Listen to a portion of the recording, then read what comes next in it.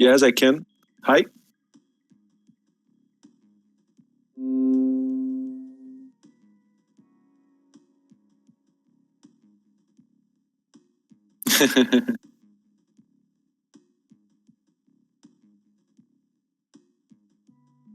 Fine.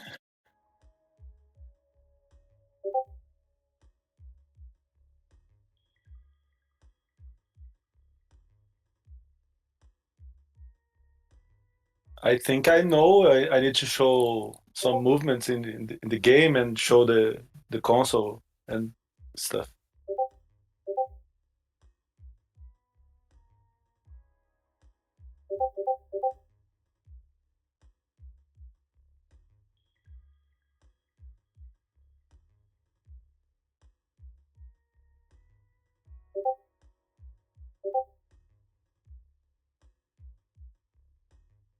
Okay.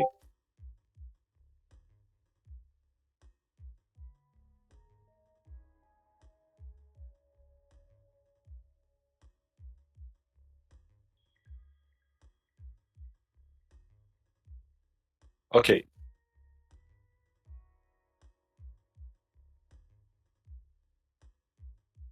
My controller. Let me unplug it. It's my controller. Yes, and let me plug it. My cartridge.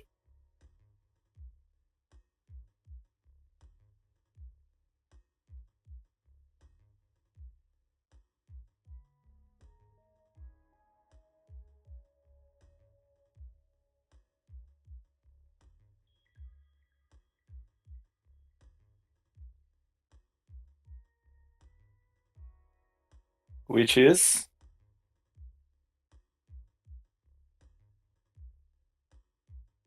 okay.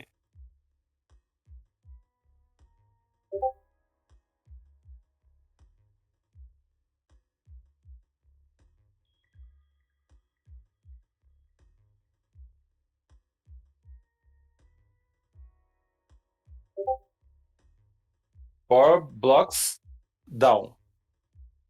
One, two, three. It's a square, but okay.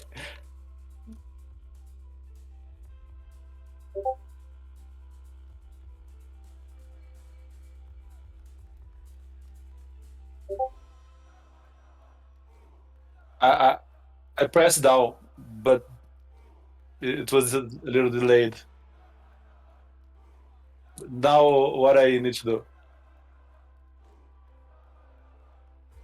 Okay. Do I need to restart or I play with this game? Okay.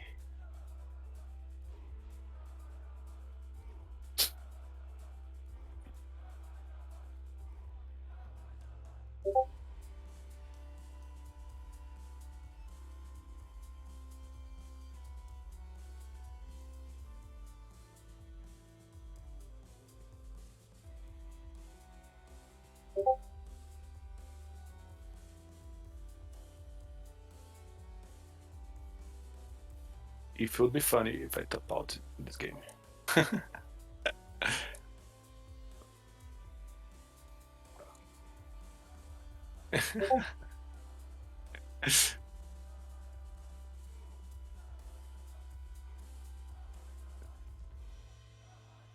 I think it will be fine.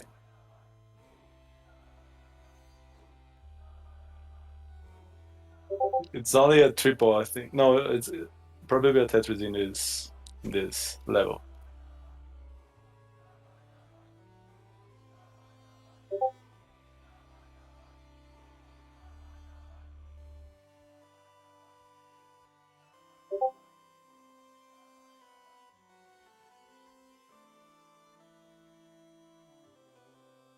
Oh my god.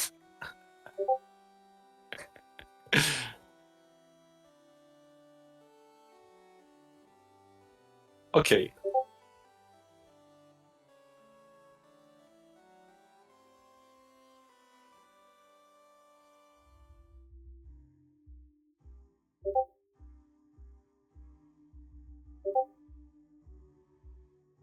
Okay. Let me Tamba, okay. Let me correct my S A Samba. Fine. Samba de Janeiro.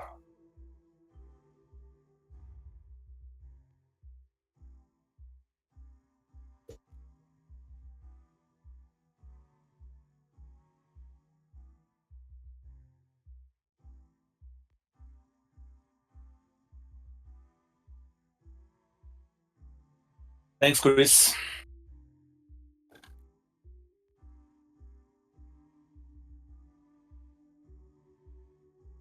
Okay.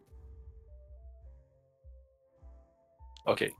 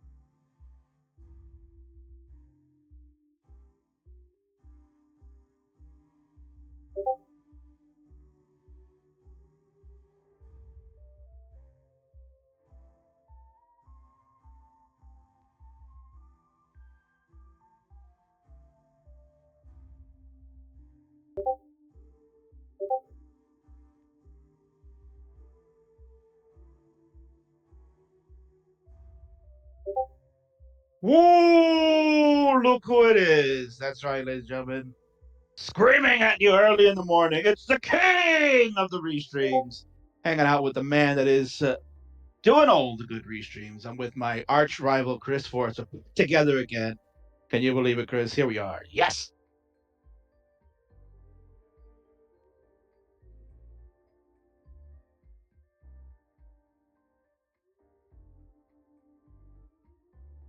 We are very strong here. And here we go. We already started, Chris. We're already 1 minute in, and here we go. Feller has begun. He is the first of the LATAM crew that are going in the qualification. 21, I believe it was, Chris. Wow, 21 21. LATAM years, yeah, That's if I recall. four times the number of the last year. It most certainly is. Yeah, Yeah, 21 because is a lot. yeah, last year we had okay, looks like we have a first kicker. There you go. It's a warm up, as our friend in the Canadian white north, the French Canadian, would say, warm up is done. Yeah, still all the time he needs but a nice score.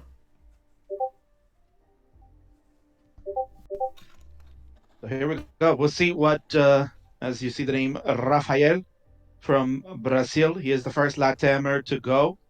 And should be very interesting how he kicks things off for LATAM. A lot of good LATAM players.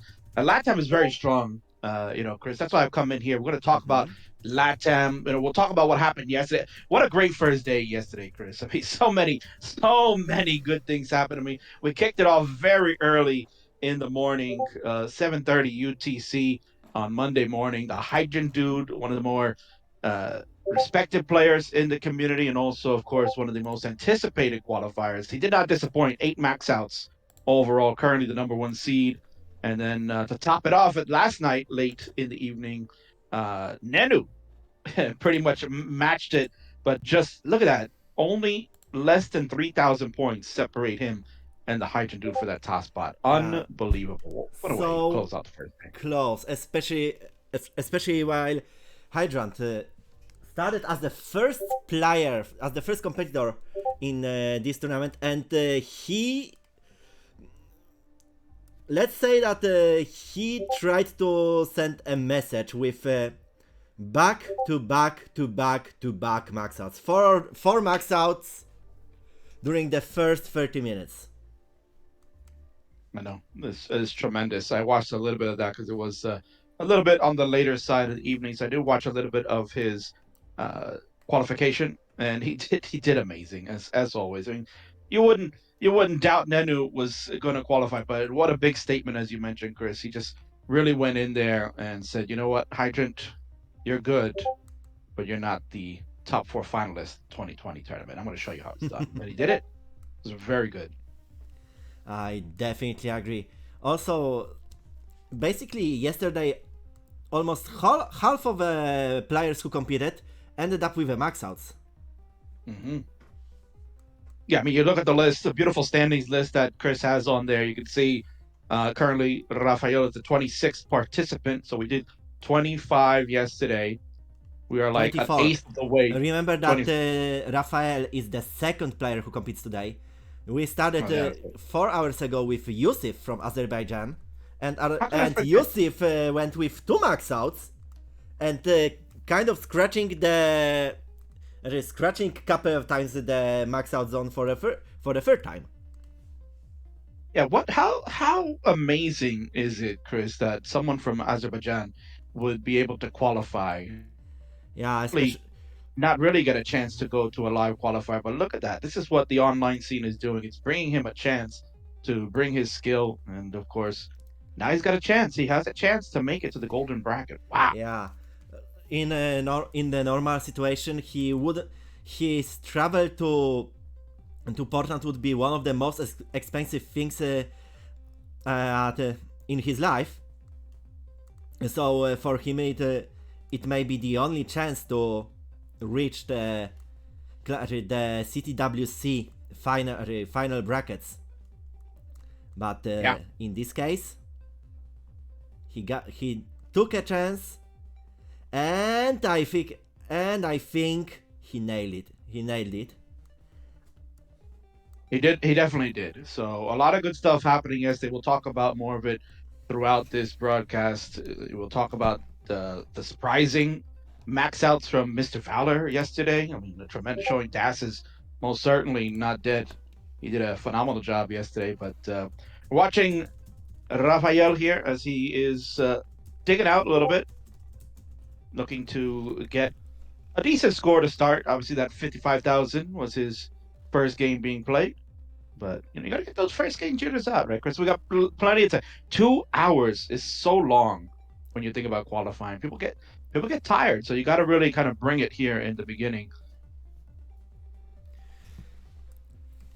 Yeah, so Rafael still has a time, and looks like for his personal best, he isn't going so bad. I'd wish I would go that well during my qualifications tomorrow.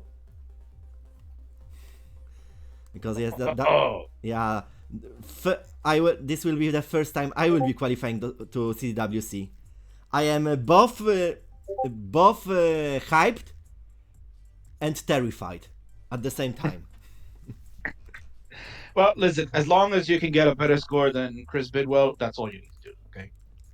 In fact, maybe you can get a better score than Adam. Adam sounded like he had a rough day yesterday. I was kind of watching his qual a little bit, so definitely not his usual type of game. Adam was certainly a much better player than that, but sometimes you just have rough days. That's what this qualification is going to show us. There are going to be some people that are going to rise to the top, like you saw Mr. Valor, Nenu, Hydrodude. They're going to rise and show us what they got, and then there's going to be days like we just saw with Adam. You know, he had a rough day yesterday. You're going to get that. You're going to get that with a lot of good players. So this is the fun time. This is where you get to kind of speculate and see who's going to make it. Who's going to make it through the rain. I agree. I still think for me being able to qualify will be a huge experience enough. I think I will kind of just focus on having fun. I know that I managed to get 570 during the Poland qualifier qualifications, which somehow ended up with me being in the top final 8. But but I don't think I will get a very very huge score. But I will have fun nevertheless. Yeah, you got to listen. You have to set personal goals, right? Everybody has to. When you're coming into this, the realistic thing is, how well am I going to do? Like, look at Rafael. Rafael has a PB of 683, right? We're looking at potentially max out to get in, maybe even 2, with the way things are looking at right now. So he would most certainly have to be. Maybe he has a personal goal for himself, right? Maybe he says, you know what? Maybe I can beat my PB. Maybe I can get in to one of these other brackets like a silver or a bronze. That's the goal you have to have. Just because the golden bracket of 64 is the one that everybody focuses on doesn't mean that the other 64 spots for silver and bronze mean nothing. So to someone like Rafael, this is his chance, maybe to PB in front of the world. Man, oh man, that would be amazing to watch. Oh yeah, I remember two of moments like that during the last year during the last year CWC. First, Sidnev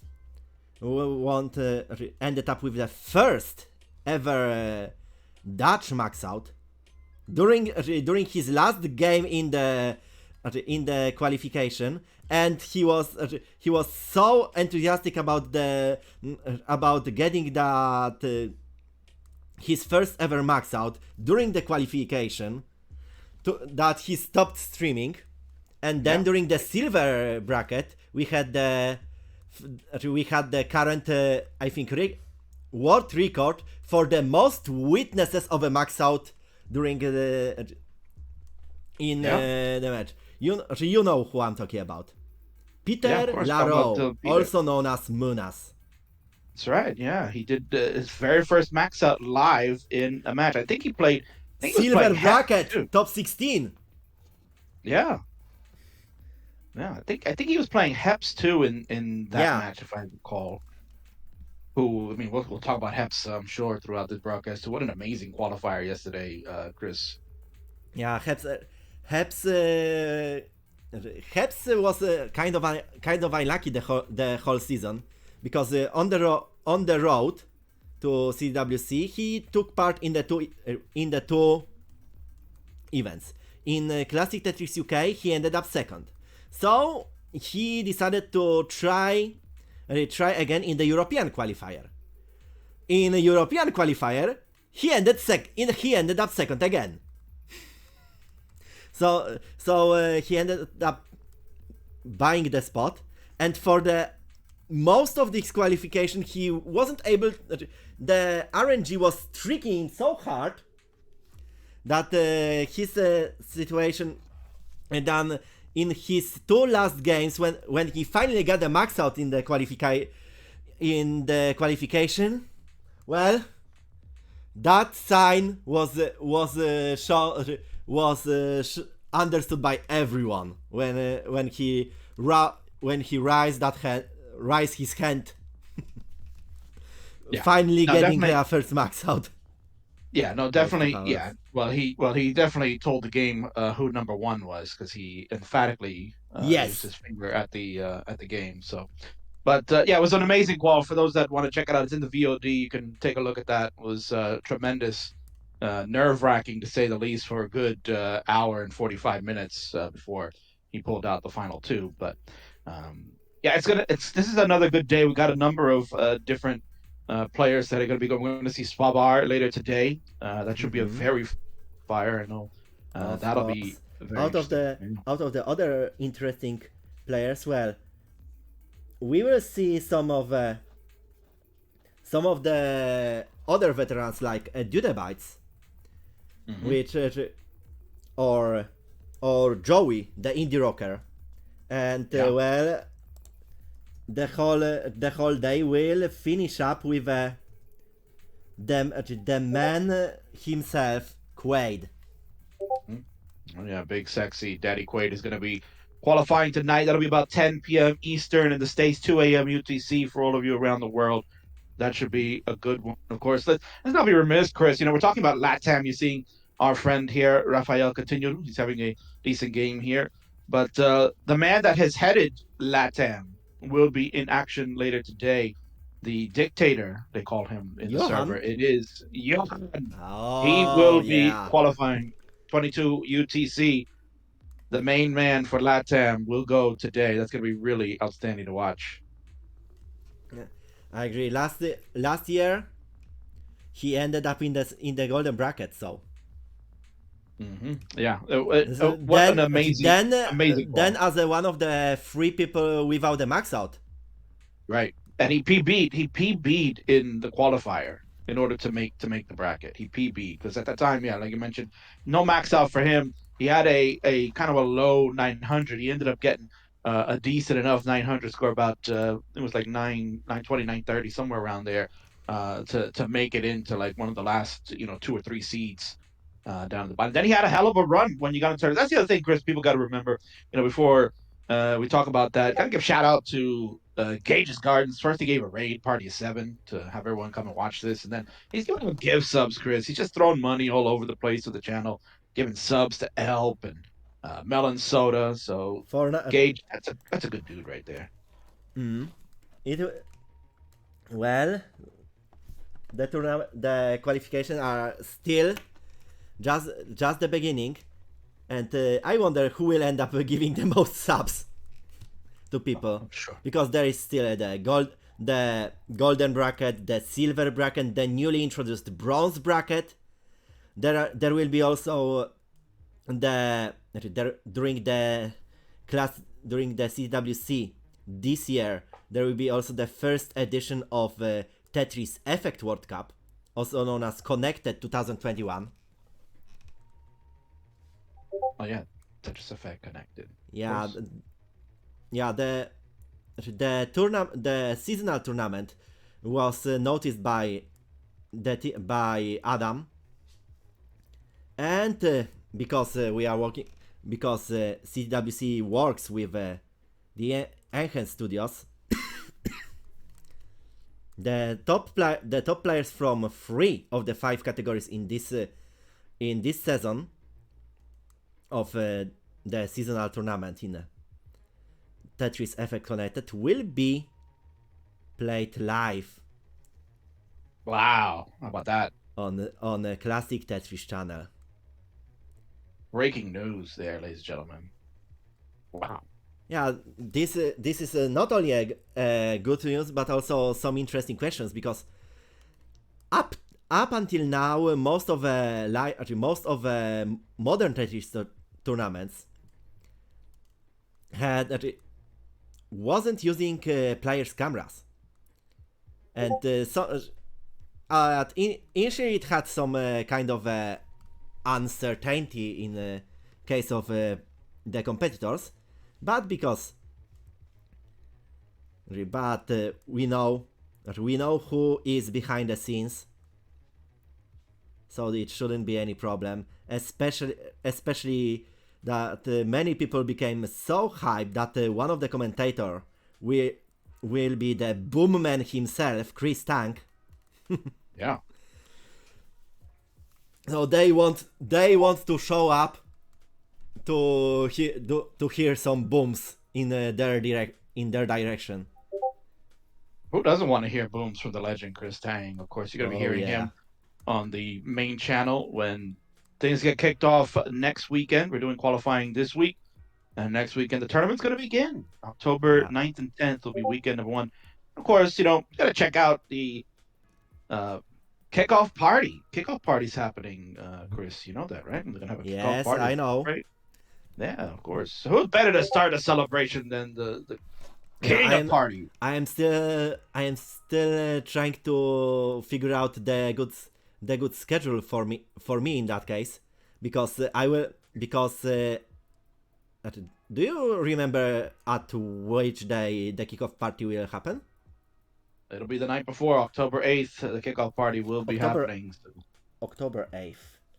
that's right, my friend. Right, Yeah, the I night will. before Yeah, I will CTW. be trying to adjust my schedule pretty hard, because at the same time I will be trying to I will be hosting a promotional stand for Classic Tetris on one of the biggest retro events in Poland, called Pixel Heaven. But Look at you. if You're just dabbling everywhere. I will get the Call of Duty, then I will have to take the stand and play on the the kickoff. I will be definitely here. The NTSC NES brought to me by Chris Bidwell is on his position, ready for action. Without question. And of course, the legend himself, Boomtang, is here. Says when's the kickoff party? He needs to get his mod up for the Fisher Price controller he has. Yes, October 8th, Chris. Time TBA at the moment, and we will have a match list sometime next week. We will announce it, of course, throughout all the social medias. But yeah, the king is the party host once again with his friend Chris Bid. Will be back for some more party time. That's right. And yeah, if you could update Rafael's kicker, he got a 309, 320, Chris. So he's moving up. Warm-ups are starting to get done. I am trying to decrease the number of pings. Imagine you not having streamer enabled mode on OBS. Come on, Chris, what are you doing? Yeah, mostly the thing ended up like I was trying to put the. I think I accidentally turned it off because I needed because while streaming mode is enabled, some of the search options are disabled, and I had to check if couple of how can I say this? Couple of lazy players in the Tetris Effect Connected tournament were active on the server or not, because some of the players decided to sign up to the tournament and not appear on the Discord server. Right.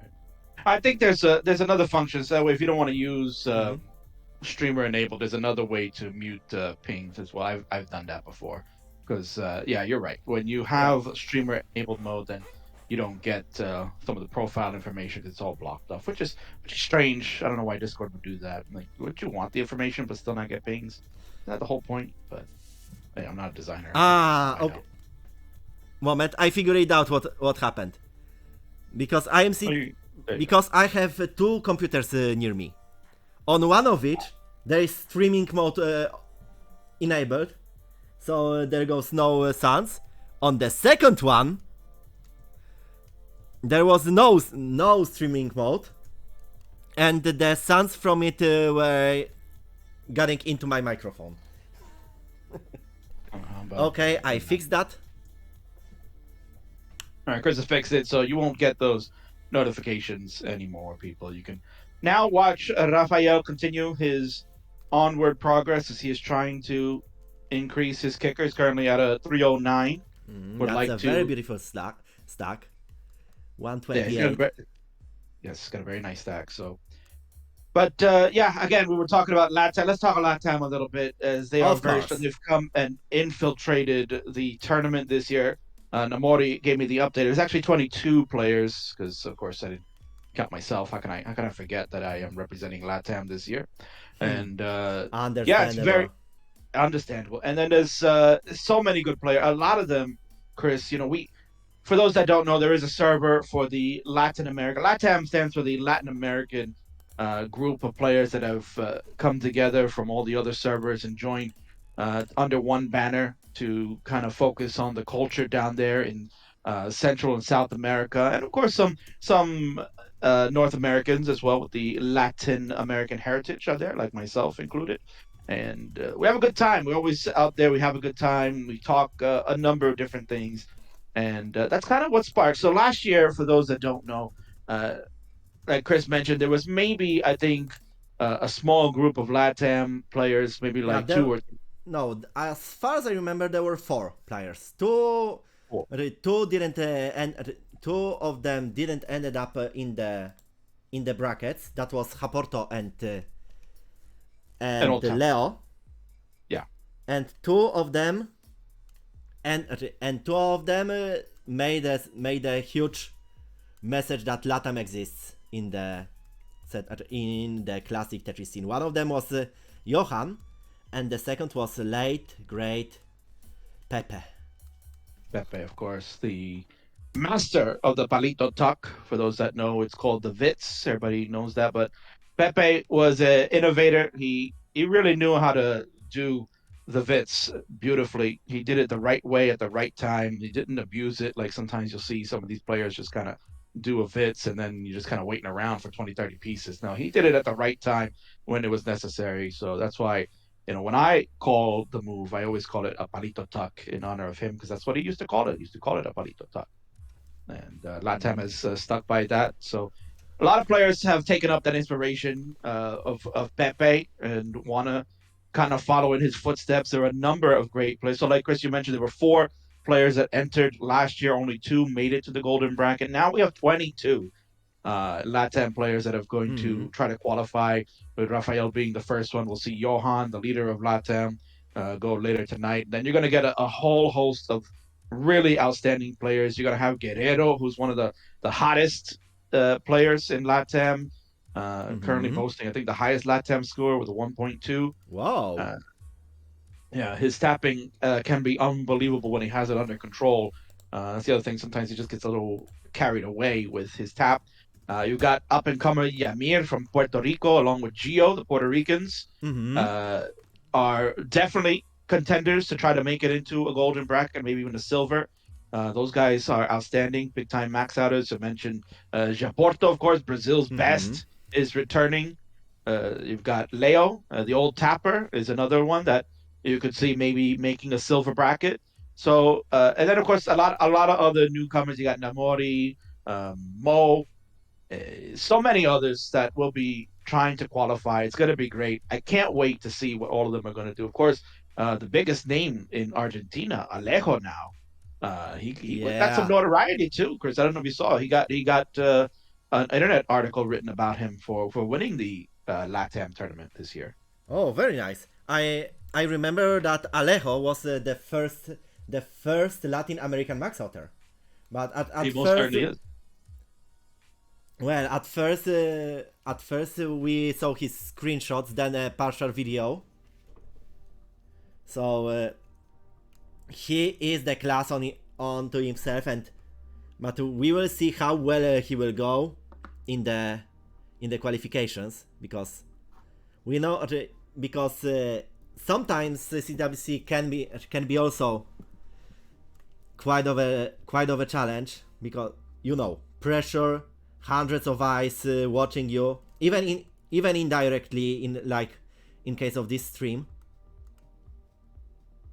Yeah, I mean, think about it. Rafael right now is doing his best to qualify, so he kind of took a break there for a moment, trying to gather himself. Mm. Currently, new kicker of 343 is up there, but this is probably, yeah, you're probably right, because this is like the most people probably ever watching him play Tetris. We've got over 200 people currently watching, so yeah, can be a little nerve wracking. Probably, I don't know if he's thinking about it. Maybe if he's hearing the king now, he's like, "Oh crap, that's how many people are watching." Oh boy, but it can be nerve wracking. But he's just gotta try and stay and play his game.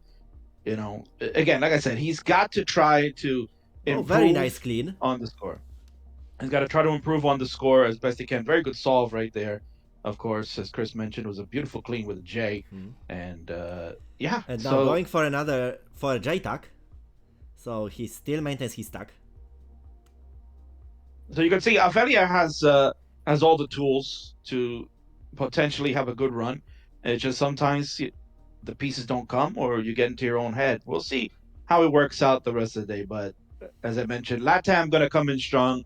Uh, I'm going to predict there are 22 LATAM players. Of course, we also include, as mentioned, the North Americans with LATAM heritage. There's Doge, of course, the third ever Kingsman Invitational Tournament winner. He is going to be participating. You also have Oscar Godinez from Mexico, along with Peak from Mexico. Both of them reside in the United States, but with the Mexican roots, they'll be representing those countries. So very, very nice to see all of that. They are also strong players. So it's going to be tough. Chris, I mean, a lot of people are talking about, will two really be enough to get in? A lot of people thought maybe one could be good enough, but I don't know anymore. I don't know. Yeah, there's basically out of 208 competitors at this moment, basically most of them could qualify. At least a couple, at least 10 or more could be considered the winners. Also, someone may suddenly get cracked during the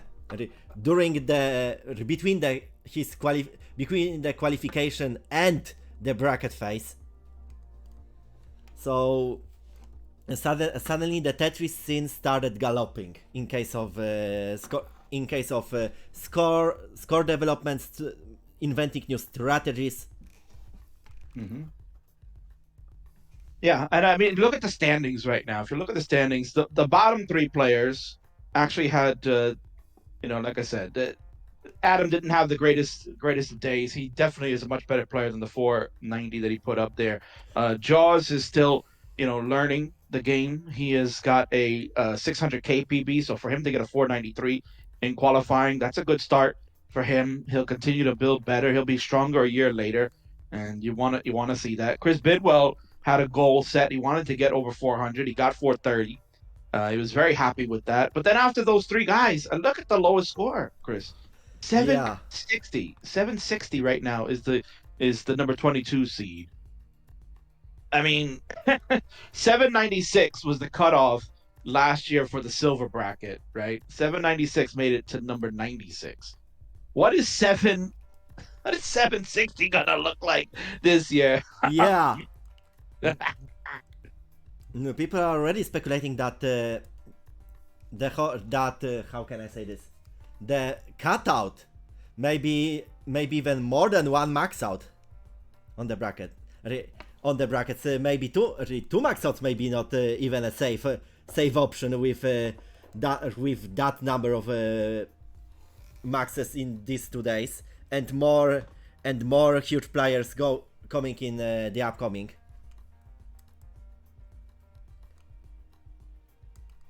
By the way, how are you thinking? How big the cutoff will be? It's gonna be tough. If we're talking about the golden bracket, I mean, just the level of play so far in the first day kind of indicate that maybe two max outs are gonna be needed. So you're looking at potentially a max out going all the way down to a silver bracket, and if that pushes things down, there was talk about this in the Discord server yesterday. That potentially we're looking at probably like a 750 would be your 128th seed, honestly. So that would get you into the last seed for the bronze bracket. That could be realistic, just because, as you mentioned, Chris, there are over 200 players that have registered and going to try to qualify over the course of the week. You have a number of players. I think someone was doing the statistics. Over 120 of those 200 players all have max outs. 138. There you go. Chris has the numbers on there. If you're giving 138 players that have maxed out this game 2 hours time to try to get at least one, I mean the numbers are going to explode this year. Now, of course, there's going to be players that have the max out that are not going to be able to do it, for a number of reasons. We for now had let me count: Mel, Gis, Peyton, John C, Louis, Ben, Eliwa, for now, out of all of 138 max outers, 7 didn't manage to get the max out.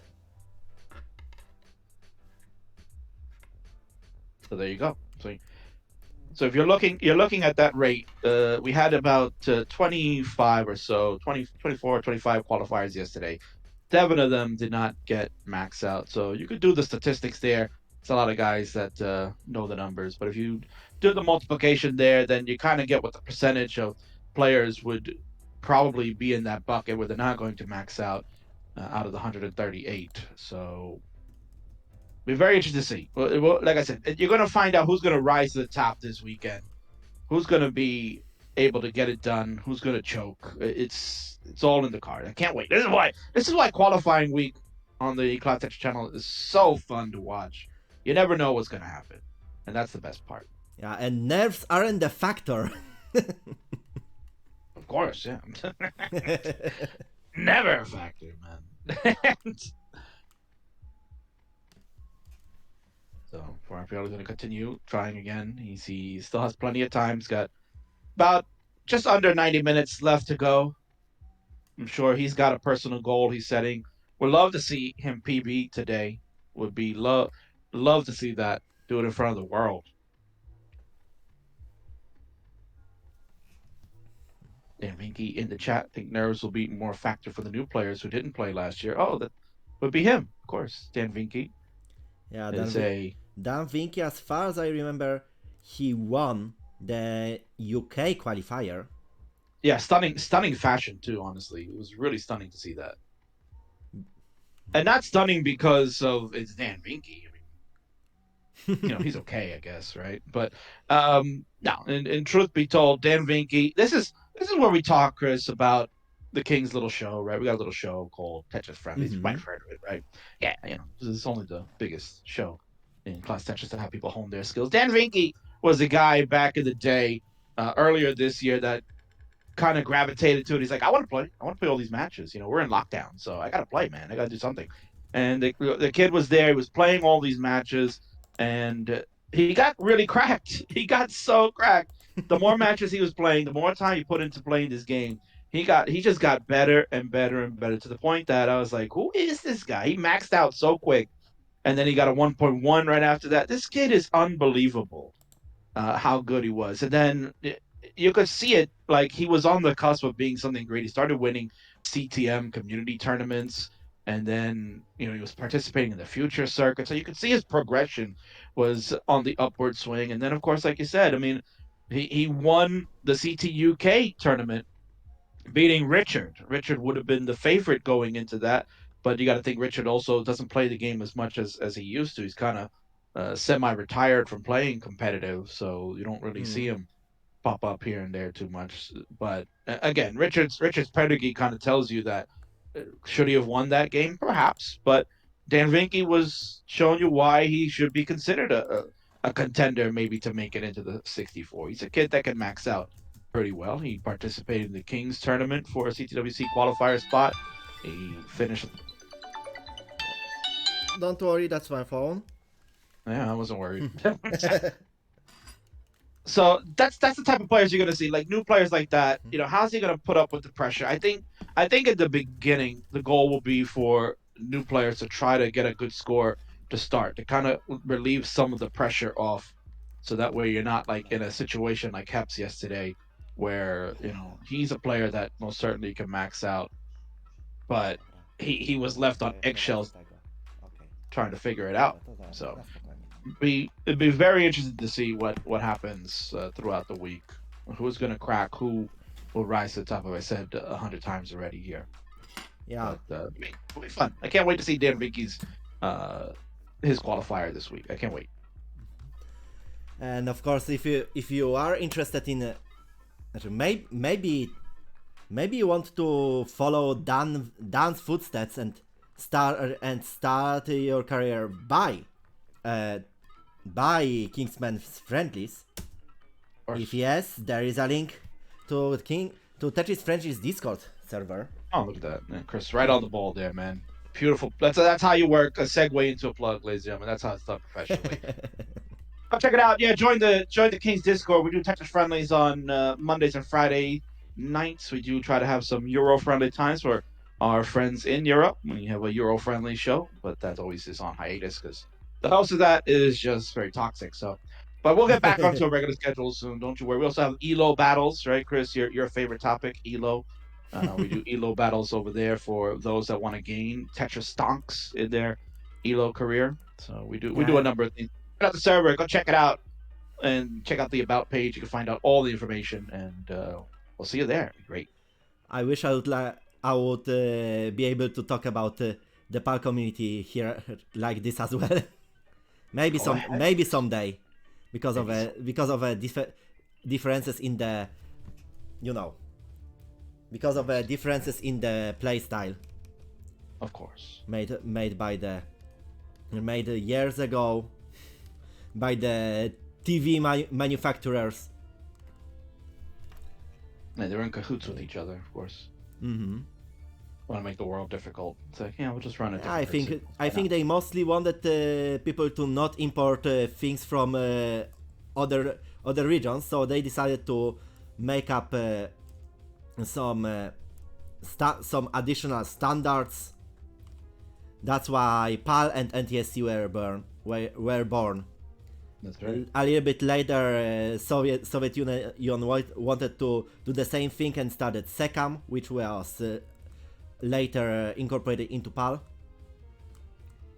Basically, in the world of classic Tetris, many people play both versions, especially in Europe. But there is a 50 Hz world, the PAL world with a Classic Tetris European Championship as the biggest competition, and the NTSC 60 Hz world with a CTWC. Right.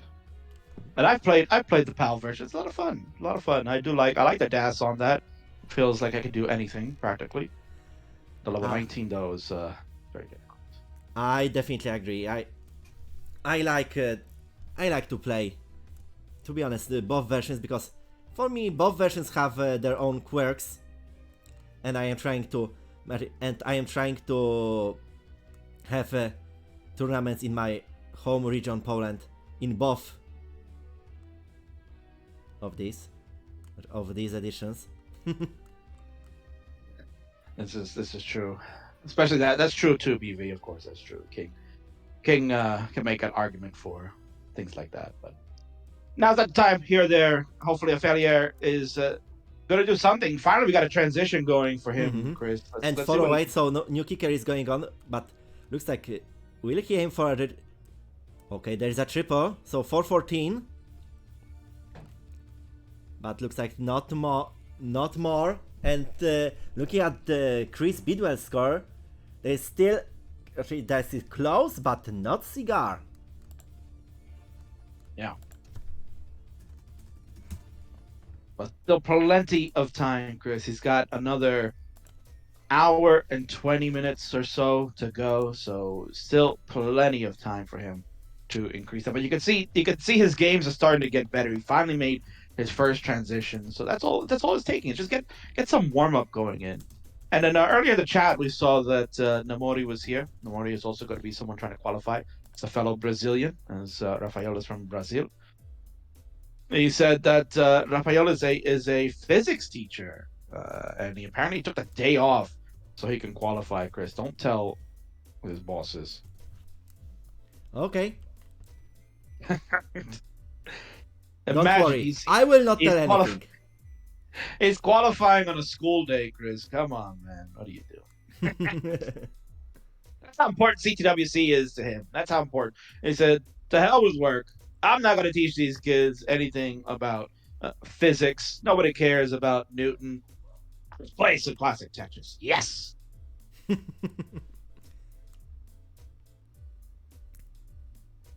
So, Chris, let me ask you, aside from Heps's amazing game, yes, his amazing qualifier, was it a roller coaster ride of emotions? What other qualifiers that you got to host yesterday, or maybe that you watched later on, caught your fancy? Who'd you enjoy watching yesterday?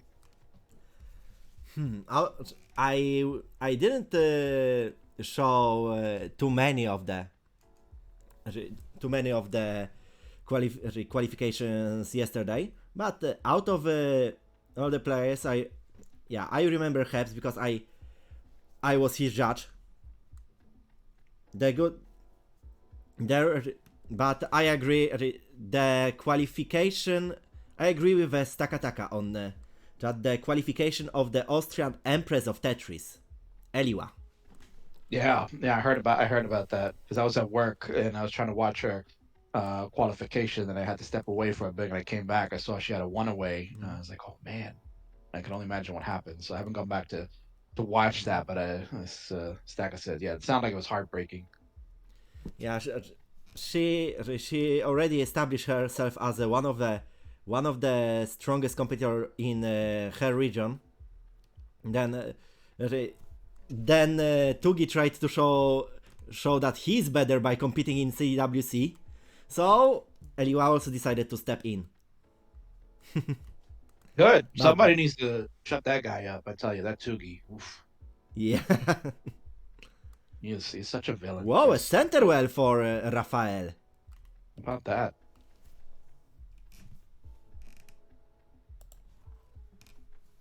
He's channeling his inner Quaid, who we're going to see tonight. If you're fans of Classic Tetris, you know about the Quaid character. That guy is, without question, one of the most enigmatic players in all of Classic Tetris. His antics known worldwide. He will be qualifying tonight, 2 a.m. UTC, for you late owls that are going to be up 10 p.m. Eastern here in the States, our Americans. That most certainly will be a fun one. Last year, he was kind of in the same boat as Heps, Chris. He didn't get a max out till right towards the end. And that was back when one was good enough. Hopefully, that doesn't happen to him, where if only he gets one, who knows if that'll be enough. Yeah, still Quaid, the man, the myth, the legend, known for his many shenanigans during the Classic Tetris World Championship. Competing either as himself, or as Hauser, or as Xizix. Yes. Last year representing Antarctica. Yeah. I wonder what kind of witness we will see on his during his qualification attempt today. Yeah, we're most certainly going to see that.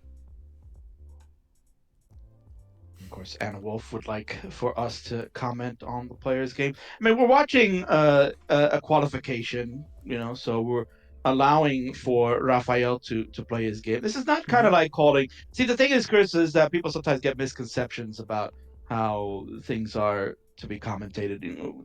Watching him play here, you're giving him his time to get his game going, but it's not like calling a match, right? You're not going to call every piece coming down.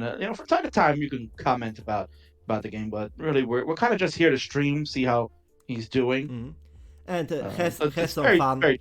Introduce the scene to the new viewers, because there are always someone who decides to jump in, see someone playing, and then end up getting involved into the scene later on.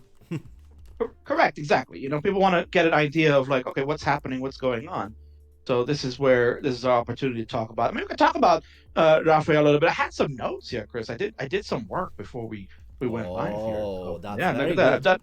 I'm trying to be professional this year, Chris. I'm trying to be a pro. I'm not going to try to be a character. I want to be a pro. I want to be let Grand Designs Grand Designs be the character this year. Hell yeah, right? Yeah. Let him be that guy. If you want people to get score checks on a qualifier, you'll see that later today at 22 UTC. He'll be back on, so I can check that out. Look at that. He's got another transition here, Chris. Look at him go. Yeah, transition with 350. And towards... I wanted to say that he was trying to keep it low, but looks like we had a misdrop and everything went south. Yeah, he had it early. Maybe we will see a miracle, but no, looks Rafael decided to drop the game. Yeah, I think that's the right one. He was just getting out of control there. So you see what happens right there you see Rafael's playstyle is dash. So obviously, when the 19 speed comes, it makes it a lot more difficult. You got to be very precise when you have these pieces falling that quickly. So you see that he really went awry with a couple of mistakes, some early shifts, because he's trying to prepare to get the next piece over left and right, and it's so difficult. So some early shifts there ended up his run. He also made a bit of a tactical error because he had that, I think he had a column 8 or 9 well open, Chris, and he was trying to play with that. He covered it up just as the long bar was coming. Yeah, especially he had the T block followed with a long bar in the next box. So exactly, yeah. So either he didn't see it coming or he already. That's the thing too, is that you got to understand. You make a commitment with a piece here in dash. You can't like try to change it last second, because once you do that, then you lose your dash charge. The next piece coming is going to be brutal. You're going to start trying to tap it over if you can do it. So that's kind of where things went awry for him. But like I said, he's starting to find his groove, Chris. He's starting to get a rhythm, and hopefully the second half of this one is where we can see some good scores from Rafael. I agree. That's a very good sign for him. And still, 1 hour, 10 minutes. That's more than enough to establish a good score. And looks like he's already smiling. So I think he likes this game. This particular one. Well, good morning to Van Dweller. Of course, what is up with King in quotes? Of course, it's all right. I am widely known, Van. I am a popular figure, so everybody knows who the King is. It's okay. So anyway, real quick on Rafael, we're talking a little bit about who he is and whatnot. So he's representing Brazil. As the LATAM Army have invaded. 22 players will be qualifying this season. He got his entry paid for from LATAM. They had the LATAM tournament, Chris, back in August for the CTWC spot. They gave anybody that made it to the quarterfinals got the entry fee paid. Wow. Through donations and a number of different avenues that they went out, sponsors and things like that.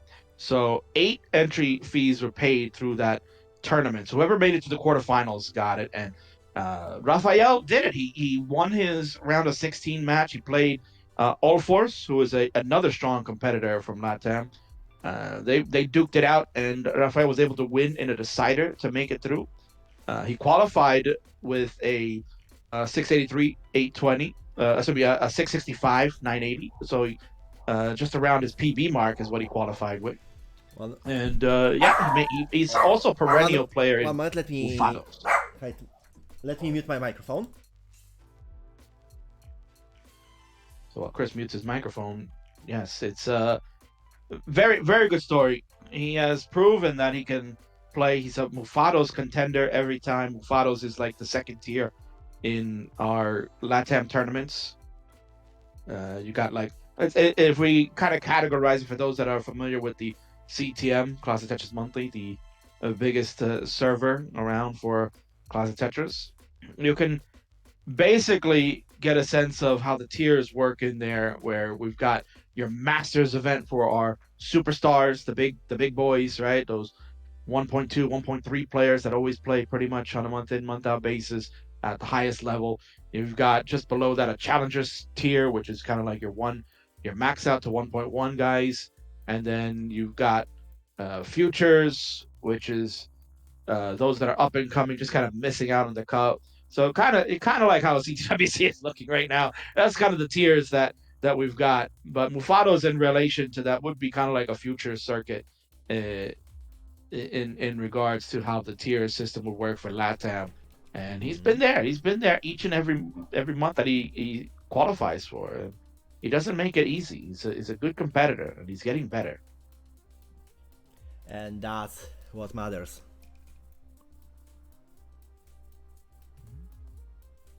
There we go. This Pollo Salazar 3-2-1 Mr. A lot of LATAM guys here, Chris. They're watching. They're watching this. Yeah. So. So because they are watching, maybe. Okay. So let's focus a little bit on Rafael with 280 and currently trying to clean himself up.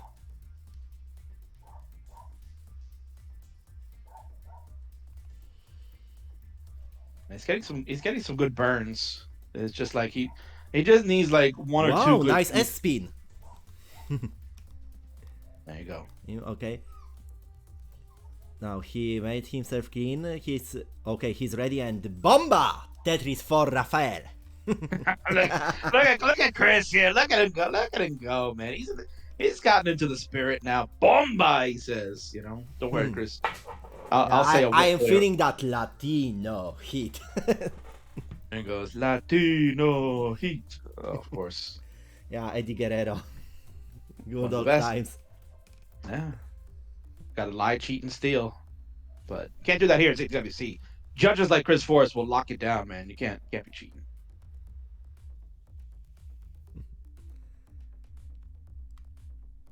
So we got another good run from Rafael here. He's trying to get above this 414. So it looks like he potentially could do it before we change over, Chris. He just kind of needs to get this filled in a little bit better. Still with 367 at this stage. Okay, 319. Looks like we have a new kicker here. Yeah, if he could just get one more long bar. Come on, let's go, baby. There are two. Kind of made some mistake. He ended up Please really give him a line. And Oh, gave no. him a couple, but Oh no. Transition in a wrong moment. Ay. I think my bad. I cursed him. My problem. Yeah. I was saying about the good score and then the mistakes happens. Even Rambo is calling me out for this. So sorry for the dog voices in my microphone. Yeah, definitely. You can see what happened. He ended up making a couple of errors there on the stack. I'll be back in a minute. Yeah, so he kind of made some errors there.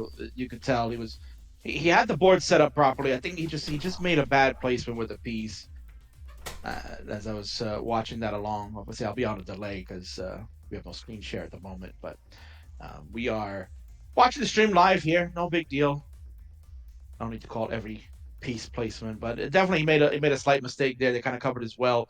And then he had two long bars that he couldn't use. The game was feeding him what he needed. It's just one. That's what happens with this game, man. Like people will blame RNG and say, "God, man, give me a long bar, give me a long bar." But same token, a lot of people talk about you gotta have some drought management. But in this case, this is where one stacking error that he made ended up costing him the chance to go past that kicker. So we'll see if we can get it together. See if we can make some changes. And you can tell he's starting to heat up. He's starting to heat up, but you just gotta have that one good game. Come on, Rafael, you can do it. We believe in you.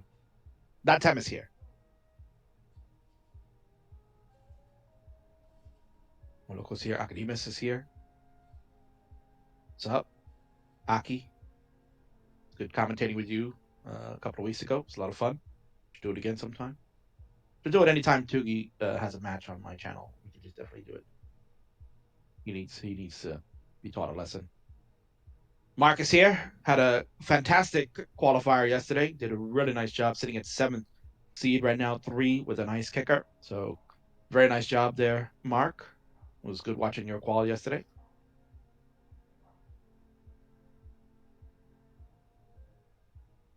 SV Nestris is here. Another great qualifier yesterday. Was very impressed. I hadn't seen SV at all until yesterday, and I was very impressed with your gameplay. So it was definitely fun to watch. Would love for you to get in on some friendlies down the road. Would love to call some matches there.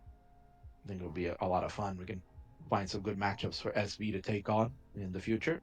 So.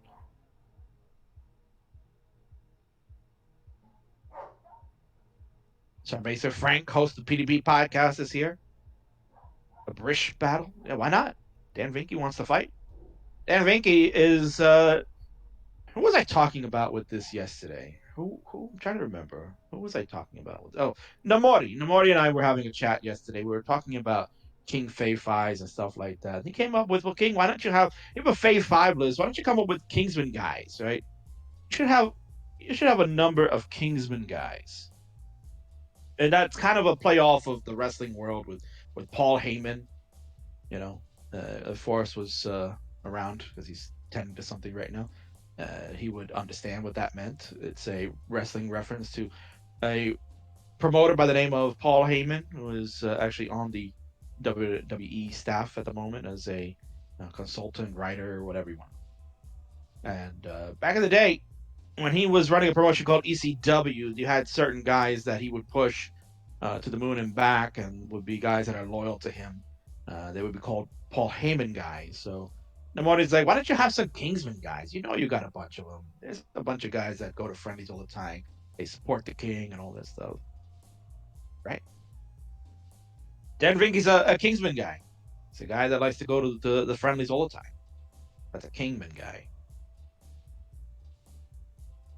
We'll see how he does. We'll see if all that playing on friendlies does any good for you, man. Otherwise, if you're gonna choke, I'm gonna be pretty upset. Like, what are you doing? You wasted a whole year life playing on friendlies, bro. Come on. Vandy is here. I believe word on the street, we'll get some Vandy time tonight. It's always fun to watch Vandy stream. Vandy will give you the qualifiers the right way. He's gonna just go,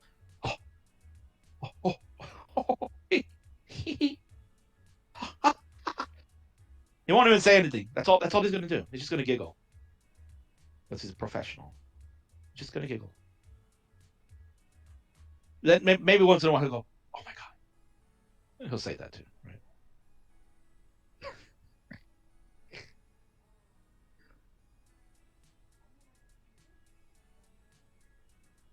That's true, Aki. Yeah, Paul Heyman did get F5 by Brock Lesnar. This is true. Maybe Dan Finky's going to try and give me an F5 if he doesn't qualify, right? That'd be terrible. Can you make your LATAM predictions? I mean, it's very tough, Boyo, to really say. There's 22 guys, right? The way things are shaking out at the moment, right? We haven't even gotten to like some of the heavy hitters yet. You've got some unknowns that may surprise people, right? You're gonna get some surprises. Valor yesterday was a major surprise. I didn't think he was gonna get 3 max outs, and he did them very well yesterday. Kind of had an extremely wonderful performance. So it's tough to say. It's tough to say who's gonna from LATAM. Off the top of my head, based on what I've seen and who I know, I'm gonna go out there. I'll probably say at least 5 LATAMers will make it into some form of the bracket. I have to believe that Guerrero, who is probably the favorite of LATAM to make it into a gold bracket, can do it. I want to believe Johan will do it. Johan's been playing pretty well lately, but can he secure a max out? Because that's what it's going to look like. It's going to look like, can he do it? He didn't get a max out last year and he made it in, but by the skin of his teeth, you're probably going to need to max out. So that's the question. Can he do it in the 2 hours? Right? It's not easy. He's been practicing. He's been trying to incorporate some tap into his game to try to help him, but we'll see. But I got to think Guerrero most certainly should be able to get in if he doesn't get into his own head. I think Japorto is going to come back strong this year. I think he was really maybe just under major nerves last year. He did not have a good performance in his qualification. I think he's going to come back with a vengeance. He's going to want to prove that was a fluke, that he should belong in a bracket, whether it's the gold or the silver, maybe silver for Japorto. I do like Alejo to make a silver, perhaps. Right? I do like Alejo's chances. He's going to come out strong. And honestly, maybe Yamir. Yamir has been very impressive these days too. I think either Yamir or Gio will have a very good qual. One of them I think is going to represent Puerto Rico. I don't know if both will, but I gotta think again. 2 hours is a lot of time. We're already 1 hour in with Rafael here, so he's trying to improve on this 414 score. He's doing the best he can, but again, just sometimes that's the way the game is. Not everybody's gonna have fantastic quals. Even when you say, "Oh, I got 2 hours, I can do this. Just get one good score." Not easy, man. And the fatigue starts to wear in too. You saw that with the number of players. The fatigue starts to set in after you're just continuously playing game after game after game. Because that's the thing, is that you're just trying to rush shot. As soon as you top out, you're just trying to get to the next one quickly, so that way you have more time towards the end if you have to pull one out. So it's definitely going to be interesting to see what happens. But I think those are the guys I would pick for LATAM. If you guys are asking, that's who I would probably go with LATAM. Ben Famir, a auto spot in the top 8, of course, yes. Ben Famir, the greatest Tetris player of all time.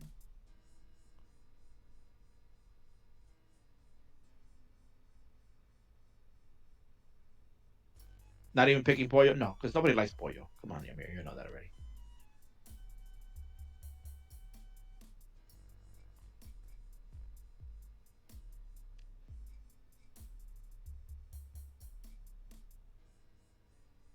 So Rafael was supposed to be at school teaching a class in physics.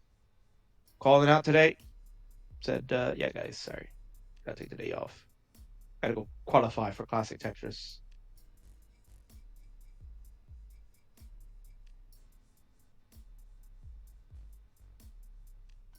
That's dedication, man. That's dedication, right? I'd call out too, but I can't call out today, though. I gotta go to work today. But as mentioned, there's going to be a lot of good qualifiers later today. We talked about Quaid. Yeah, we're talking about LATAM. Of course, Mo. Mo, how can we not talk about LATAM? I'm here. The king is here. Talking about LATAM.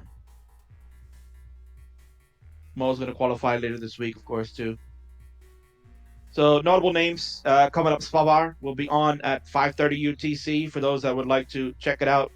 It'll be 1:30 here in the States, so right around lunchtime you can come watch Svavar do what he's got. We got a player by the name of Chris Zarconi who will be up later. We're gonna have a block of no games, no qualifiers, as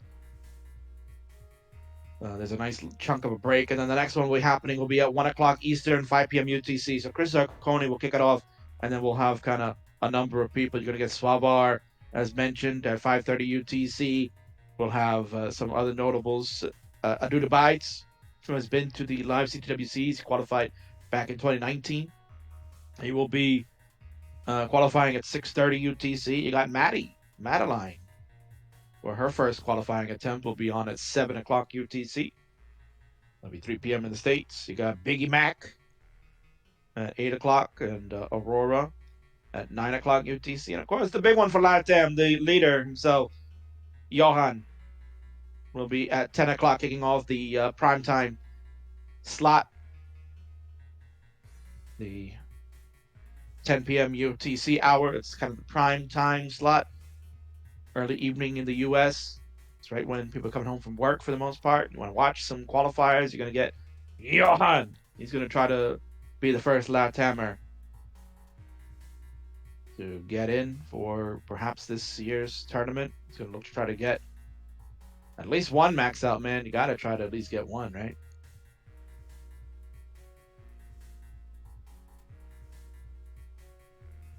And Pollo says that he and his buddies, Namori, Sir Macer, Wing, will all be commentating. They'll be all qualifying at the same time. Oh, isn't that so sweet? Oh, Dorbs.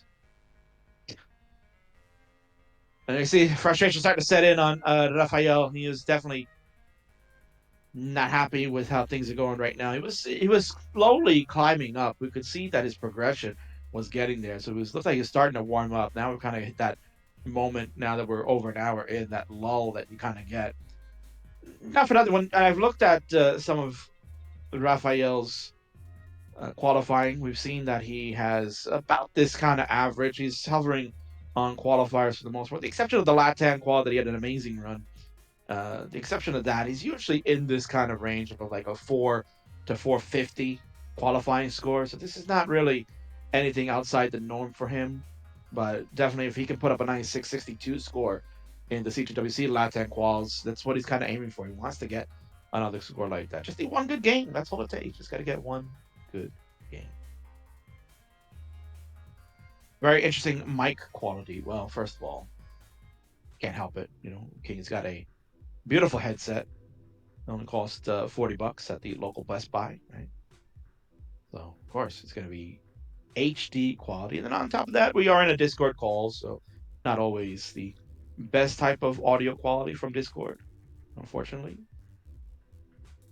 But we make do. We make do with what we got.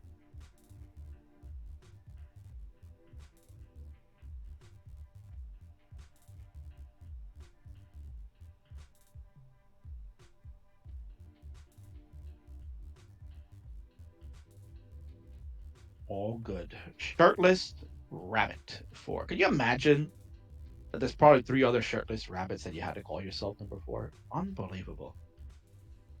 Who would even dare take the original shirtless rabbit? It's just wrong, man. How could they do that to you? Unbelievable.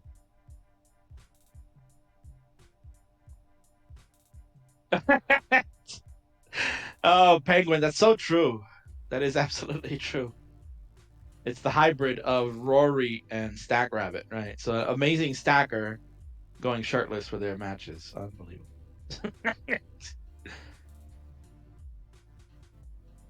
Mark feeling confident that his spot will be safe. I hope so, man. I gotta think. If you got at least 3, you gotta be in, right?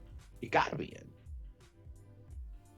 And that's the fun part about these quals is that you just don't know. You just don't know. That's the best part of CTWC qualifying week is that you're just gonna sit here and you're gonna speculate all week long. Obviously, things will start to get clearer as the week progresses. When we start getting into pretty much midday Friday is when you're gonna start seeing a lot more quals take place, and that's where you're gonna kind of get the idea and the sense of where what is it that you're going to need? What's going to be the real cutoff? How many max outs am I going to need at that point? As I mentioned, the heavy hitters are coming this weekend, starting Friday into Sunday. All the big boys and gals are coming out around that time, so it will be fun to see. Put the press. That's the thing is that for the most part, if I were a top tier player, maybe I would try to go early on, kind of like what you saw with Hydron wanted to go because he wanted to be number 1 overall because he just wanted to see his name as the number 1 seed, even though now that he's rolling, it'd be very tough to take him down as a top seed. But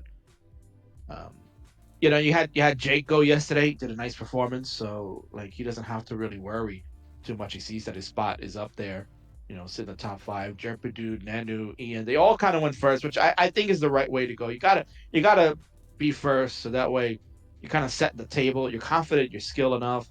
Because those that are waiting till the end, now you're like, oh man, this is how many I gotta get. And you're putting your pressure on yourself, and you might underperform. So that's kind of where, like, if I'm a heavy hitter, I probably would have wanted to go a little earlier.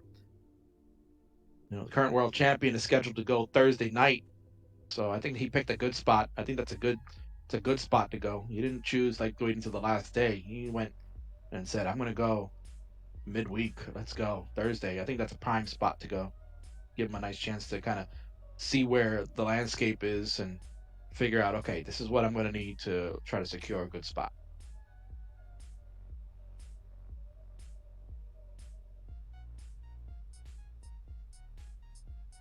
Yeah, exactly, Fiat. That's what I'm saying.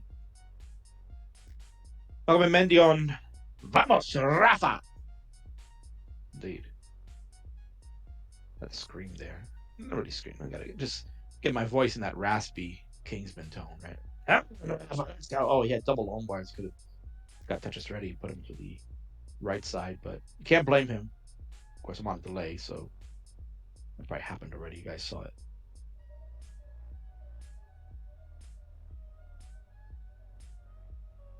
But at least we know that he has improved his kicker. So there we go.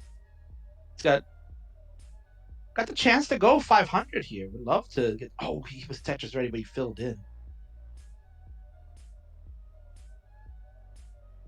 Gotta tell Forrest to share the screen, but I don't want to mess up his internet.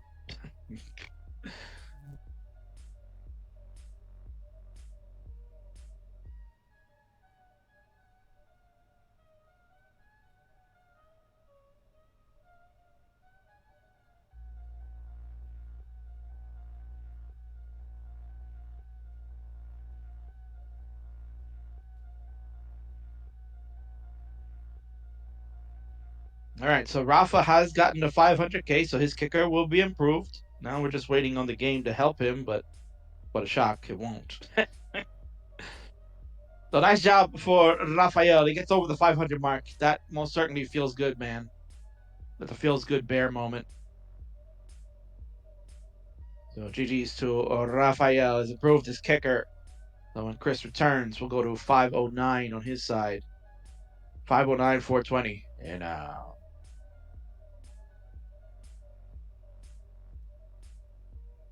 is there a list with every competitor, even without schedule?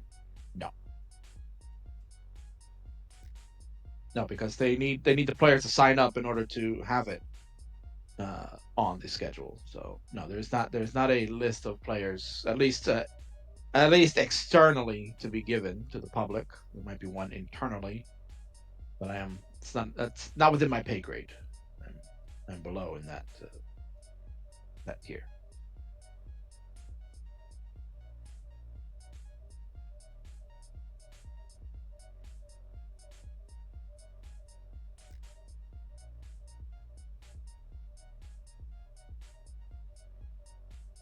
But there are players not in the qual list who entered. That would be yeah. Basically, the players that you can see on the qual list currently right now, the ones that have scheduled time, there are a small handful of players that still have not put in their scheduled time to go. So there's been a call out on them internally to get it scheduled so we can get them on the list, make sure everybody has put in their time for qualifying, so you fans can know exactly who's going to be playing. So once that is made public, then you'll have it. Exactly, Hebs. Paying $50, but not playing. That's a 5-head move, of course. Imagine. Yeah, return winner would love to see a few players that are not on the qual list. Well, I'll tell you one that's not on the qual list that I can most certainly confirm will be playing. Because I convinced him to do it, of course. I think he was going to do it anyway, but I had to convince him. Because he's always saying, I don't know if I want to qualify this year. These kids, they're just going to beat me. Do I want to really lose in the first round? I mean, come on. That's right. That whiny, raspy voice. The Pintos champion. Buko. You know how to do it, right? We won't do it. It's early in the morning here. We won't go crazy. Yeah, he's going to qualify. I just don't know what time. He's got to get his act together. Does sound like Uncle Mike. Yeah, Uncle Mike, he's already scheduled. He's going to go. Where are they going Sunday? He and Anna D will be going Sunday.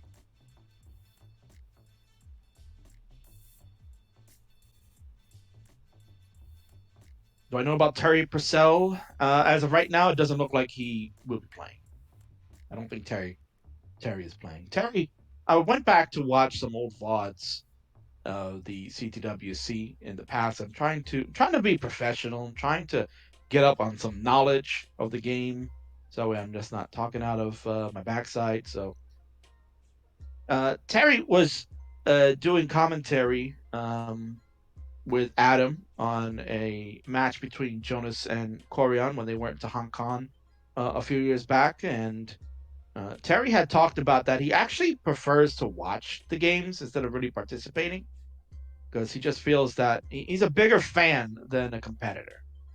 And to me, that kind of signaled like, all right, he's kind of at a point where he's realized that he's just not really into the game as much anymore, but like he just wants to watch the games. He'd rather just be excited as a fan rather than play as a competitor. And I admire that. I admire that from Terry. even though in 2019 Terry had a fantastic run, went all the way to the quarterfinals before being ousted by Corian. And then in 2020, he did make the golden bracket. He did make it, and he got to play against all these young bucks out there. And I guess maybe that's what he's kind of looking at. He's like, this game is changing, and I don't know if I can keep up with them. Didn't want to see guys like him try to work their way, and he's a fantastic competitor. But it could be that either he's got other commitments going on or whatnot. But I do not recall seeing his name there.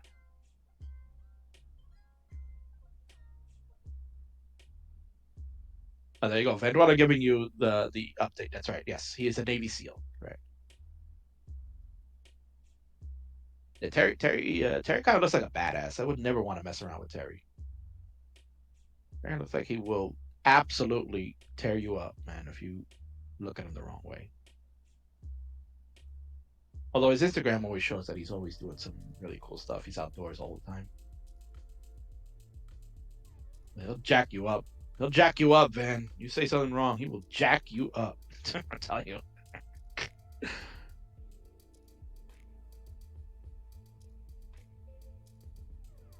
That's right. He has a soap making business to run. Correct. Soap. He'll tear you up, indeed. Wonk wonk. All right, so Raphael has about another 40 minutes to go.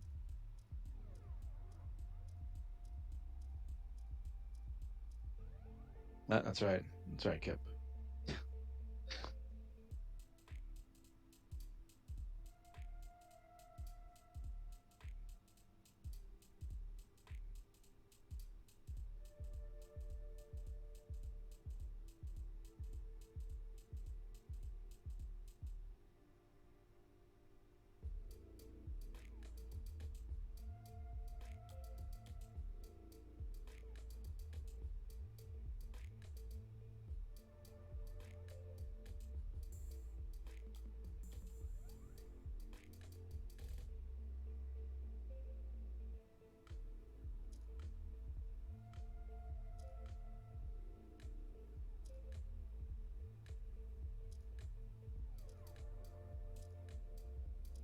People checking out people's PBs in the bot.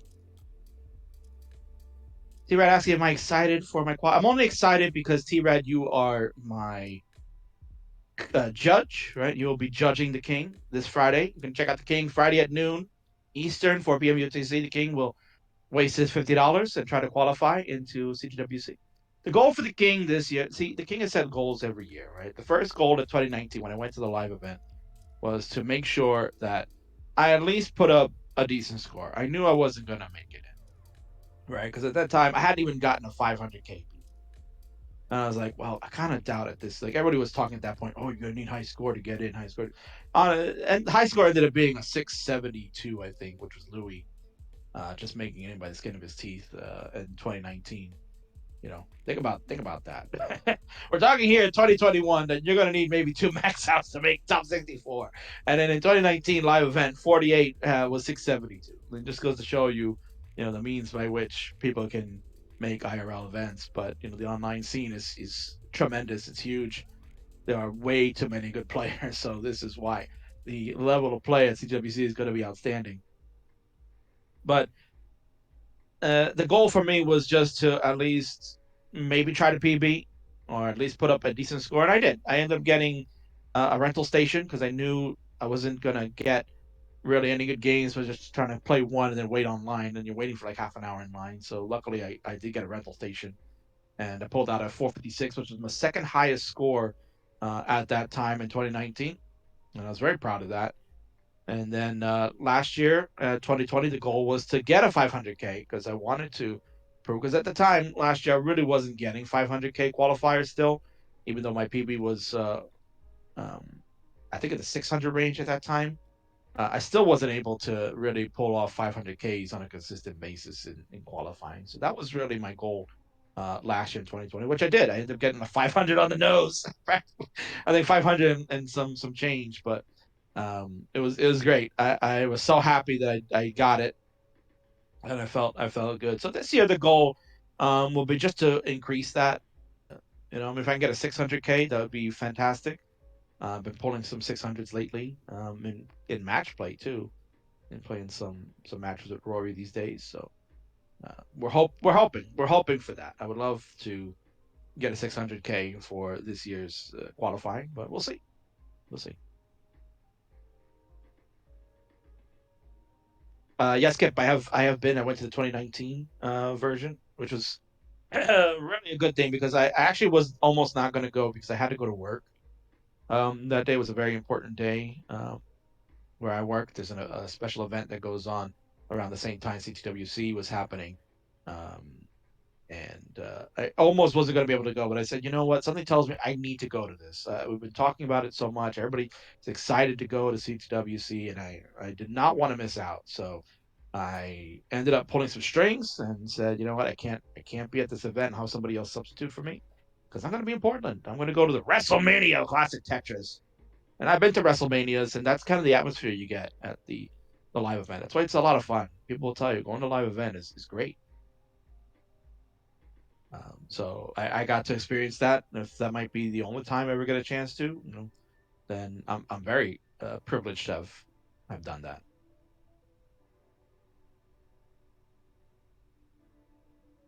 That's right. Chris will tell you, I was sitting behind him at the 2019 World Championship. We were doing a little foreshadowing there, Chris. You know that? Doing some. Oh man, I'm on a delay, but you guys probably saw it already. The line spin from Rafael. I had to react to it when I saw it. I'm on a delay because we're not doing a screen share at the moment. So I needed to say something. Van, probably, if you were watching, you would have loved that. That was a nice little delayed burn line spin from Rafael.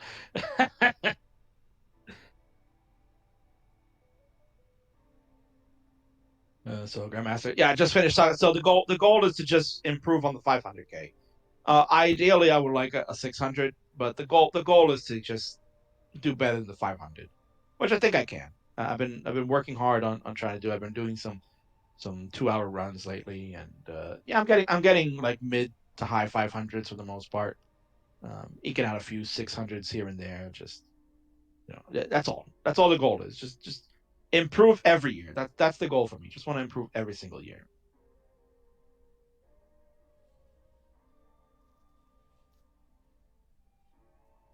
Robin Reed is here.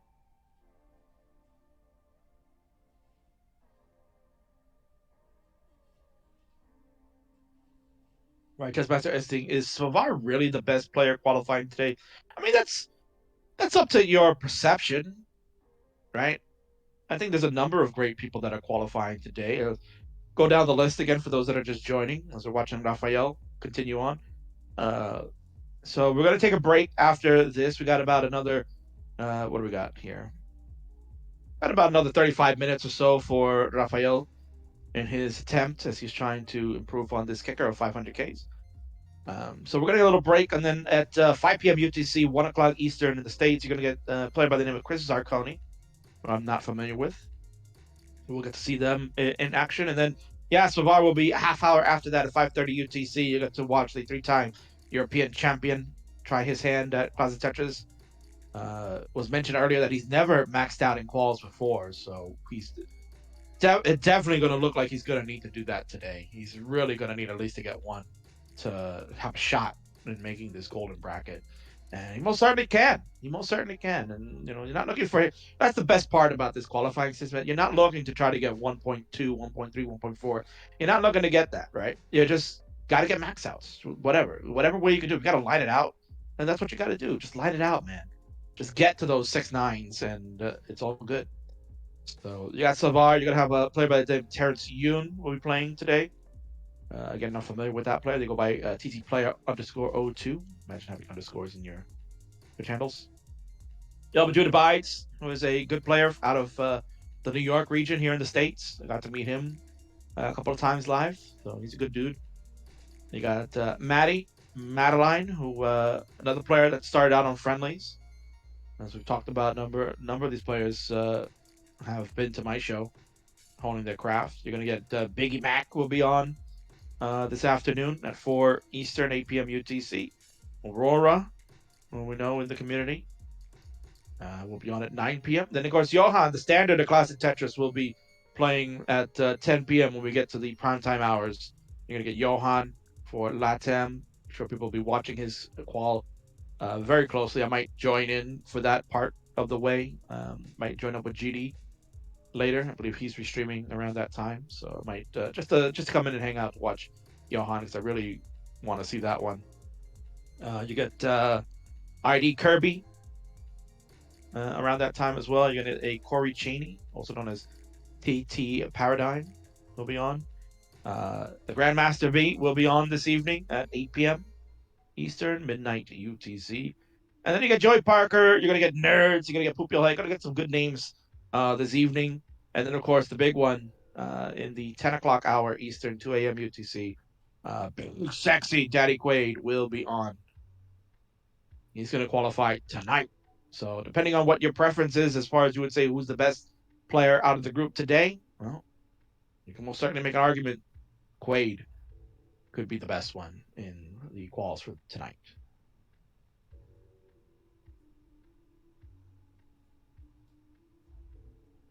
Oh yeah, T-Rad. Yeah, Green Tea and Corian qualifier happening later this week. That will be a lot of fun as well.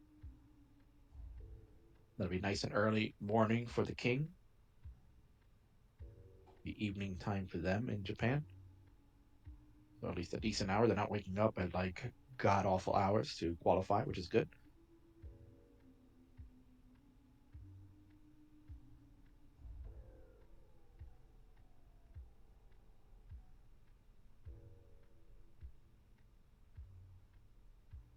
So hopefully Chris will return. This is a good thing the King is here, right? Keep you guys company through this. I mean, technically I don't have to talk, right? I could do a little bit of Van Dweller, just not talk. Maybe you guys want to hear keyboard, right? I could do a little keyboard. Yes, and that's what you hear with him, man. This keyboard is so loud, bro. Well, maybe it's because his mic. He's got a good mic, right? So it picks up everything. But you hear that keyboard just typing away. He's a very busy man. Van Dweller is a very busy man.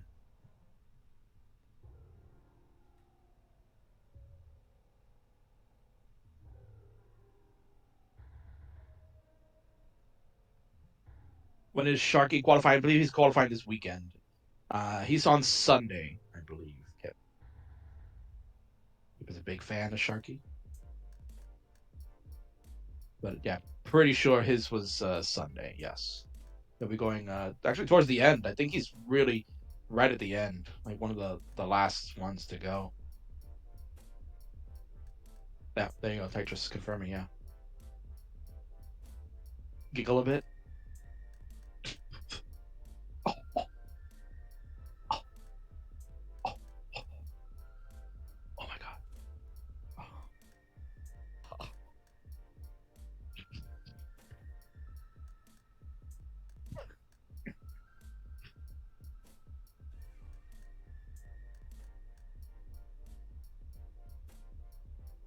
Oh no, they got 190,000 on the nose. Nice job, Rafael. Always like seeing those nice, all those zeros at the end. I like that.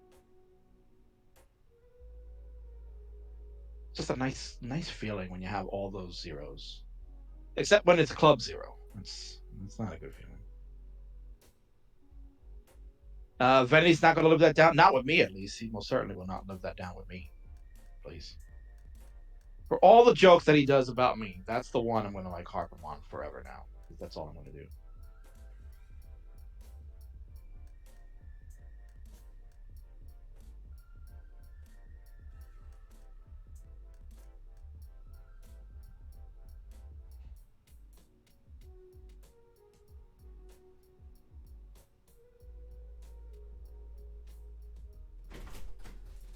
Mr. Top Out on the 69 the other day. And now.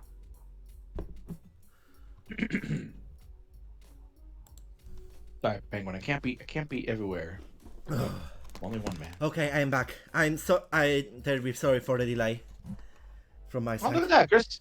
Chris is back, man. Don't worry. The king is here. He's entertaining the crowd. Yeah, that's awesome. Well, my father. But when you get a chance, my father wanted something from me, and because I am still working in his company as a side gig. Yeah. Let's just say that I don't want to mess with 5'7" version of Hulk Hogan. But there you go. So Yeah. of course we don't want to mess with that. Yeah. Because I'll tell you something, dude. If you're not gonna do what I'm telling you to do right now, brother, then I'm gonna drop a leg on you and end it 1, 2, 3, brother. That's exactly what Chris is not wanting to hear. Yeah, But hearing that yeah, Chris, for we gotta the Chris, two-time Wrestling World Championship runner-up in Greco-Roman, in Olympics one. But let's see what happened. Oh, 509! Yeah, I was gonna say if you could increase his kicker. Yeah, he's at 509. He's done a nice job there. He's kind of been struggling ever since he got the 500. But listen, again, he might have a personal goal. I don't know what it is. And share it with us, or at least not that I paid attention. But he might have a personal goal. Maybe if he was looking to get to 500, maybe that was his goal, and he might have reached it. So he could be happy with this. Still has less than a half an hour to go. Okay. T-Rat knows. Yes, of course. Does your dad have 24-inch pythons? Not now. Not currently. Maybe back in the day.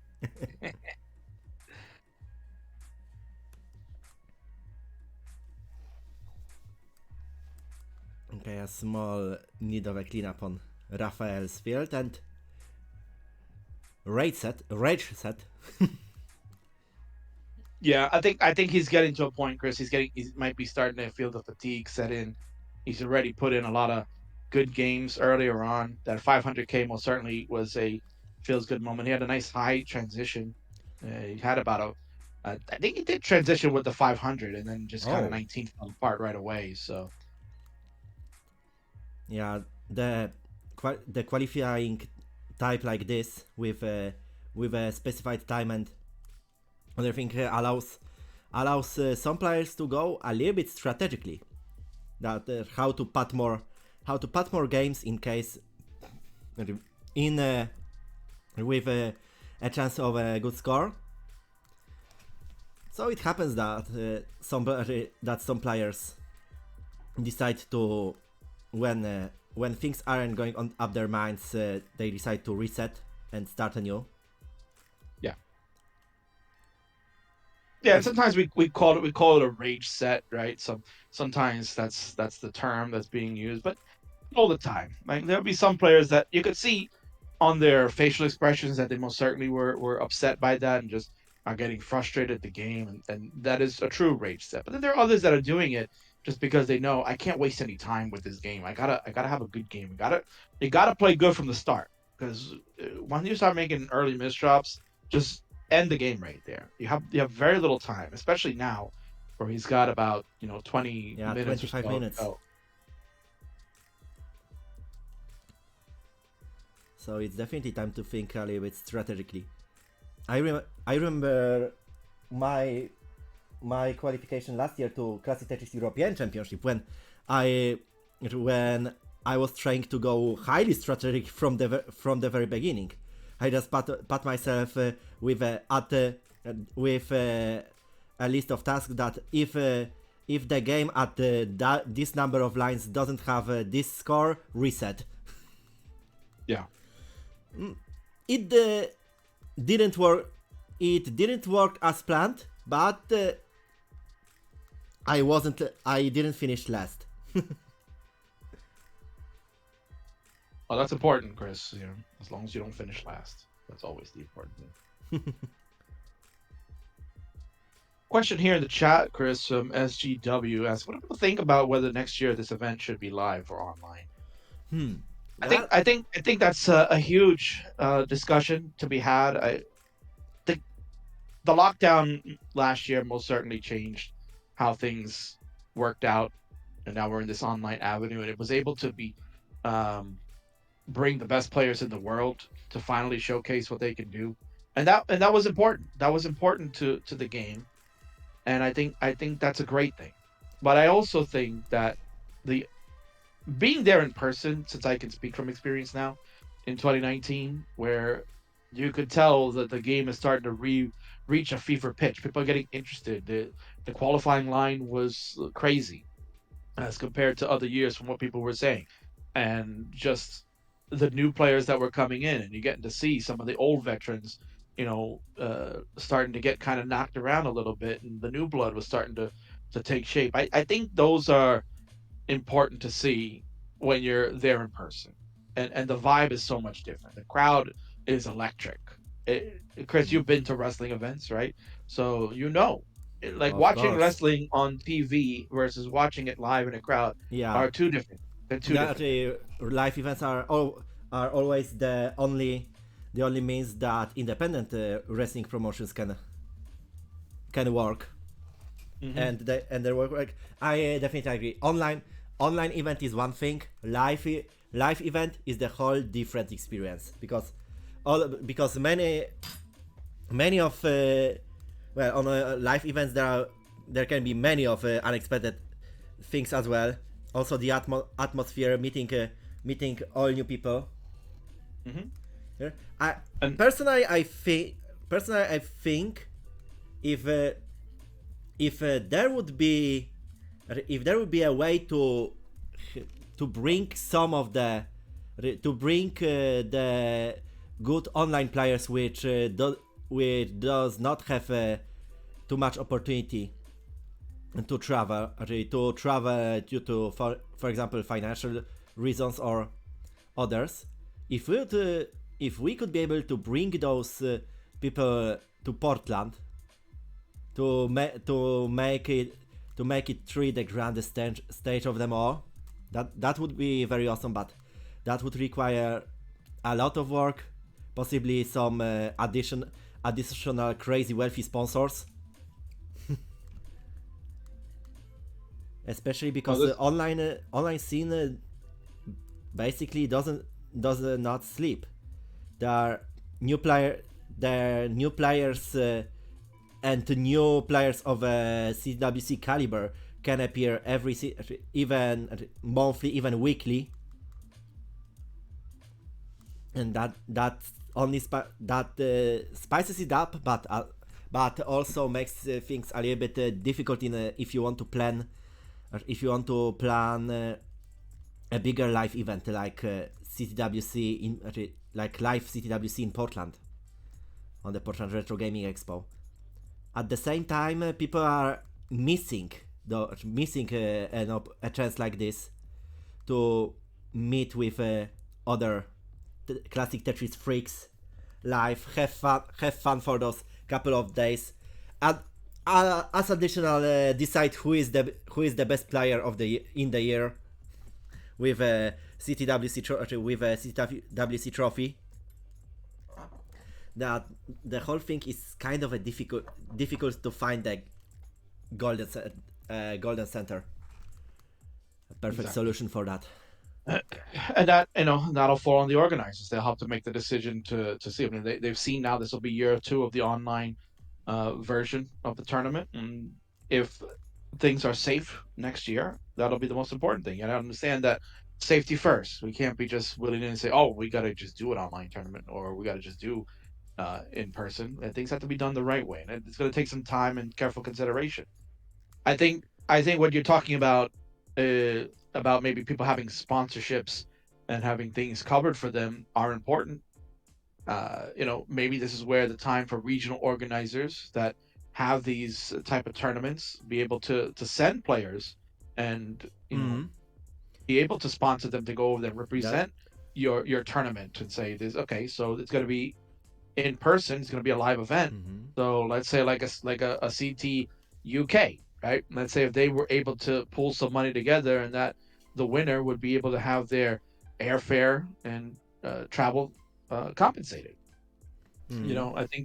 I think that might be something reasonable. But then again, you're talking about where are you getting the funds to this? You need, like I said, you need big money backers, and the only way you're going to be able to do that is by showing that the sport is growing and it's worth the time and effort to fund it. I definitely So agree.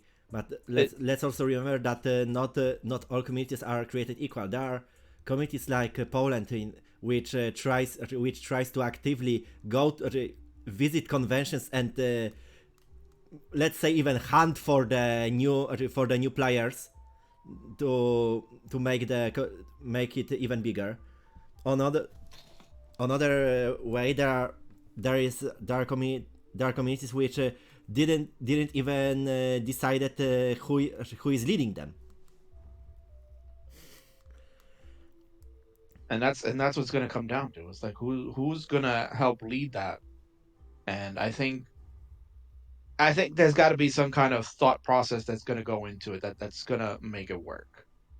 The question is who's going to be the first to step up. You need someone first to make that happen. And of course, like I said, it's going to depend on what the organizers of CTWC want to do. You know, will they feel comfortable that this online avenue is better for them to work out? Maybe they'll stick with this. Maybe they'll do something where it'll be like maybe a portion of the tournament becomes a regional where, you know, within the states, it's like, okay, you'll have a big event, but this will be like for the American qualifying, and then you can continue doing this online avenue. You know, it depends. It's kind of just it's all gonna shake down to what next year is gonna bring. You know, we already know what the solution is for this year. This is what you're seeing right now, the online avenue. Next year, could things be different with the way the world is? Most certainly. So it's just gonna be a matter of time to figure out. Yeah, the final word is still up to Vince, Adam, and all the other long bars. All those long bars, of course. Wow, nice light spin by Rafael. And he's dirty ready, but no, line in the wrong moment. So I hoped for to hear a dirty Tetris, but Chris Van is saying that your audio is a little low on your side. He's not able to hear your beautiful thoughts that you had. Yeah, it's in my case it's a little bit difficult to find a good moment because I tend to move a bit around the around the stand, preparing all the things and trying to catch up with one thing, maintaining the second thing. This time I feel like I am one of the busiest people in the scene. But I like this. You are a very busy man, Chris. You're juggling so many things. As long as I can be useful for the community, that makes me happy. Whoop! I mean, who can deny that you brought us a whoop, right? Everybody loves whoop. Whoop.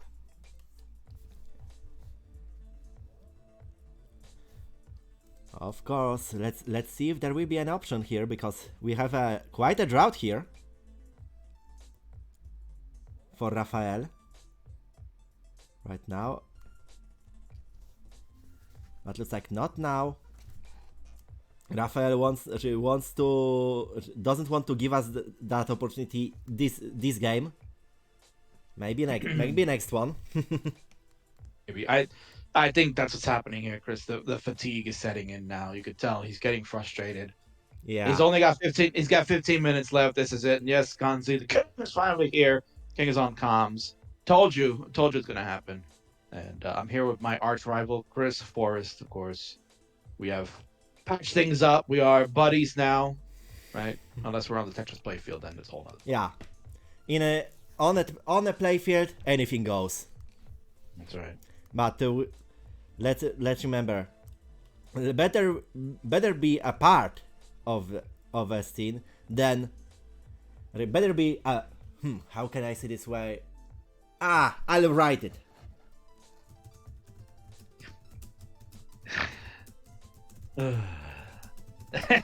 Chris, you're a funny man.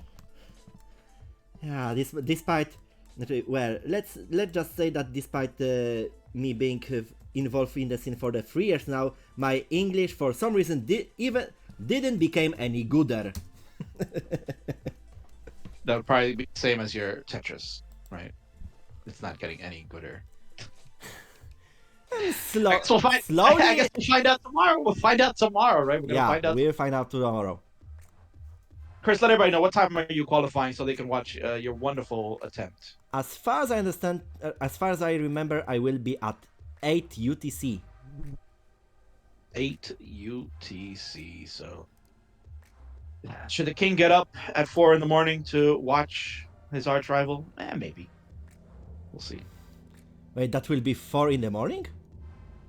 4? Did you say 4 UTC? 04 UTC? Or are you talking about 4 p.m. UTC? Which would be 14, was it 4? That'd be 1600. Let me just take 4 UTC. 4 UTC, right? Are you talking 04? Chris, are we having a... No, 6:30 p.m. UTC. Chris, are we having a 8.03 moment here? 8. Kind of. Kind of. It will be half past 6 p.m. UTC. So minus 5 hours. Or, yeah. Well, minus UTC minus 4. Minus 4? Yes. So it will be, in your time, it will be 2 p.m.? 2:30 p.m.? Correct, yes, yeah. So I'll be at work, but I most certainly will be watching that. Yes, I'll watch Chris Forrest. I can't wait.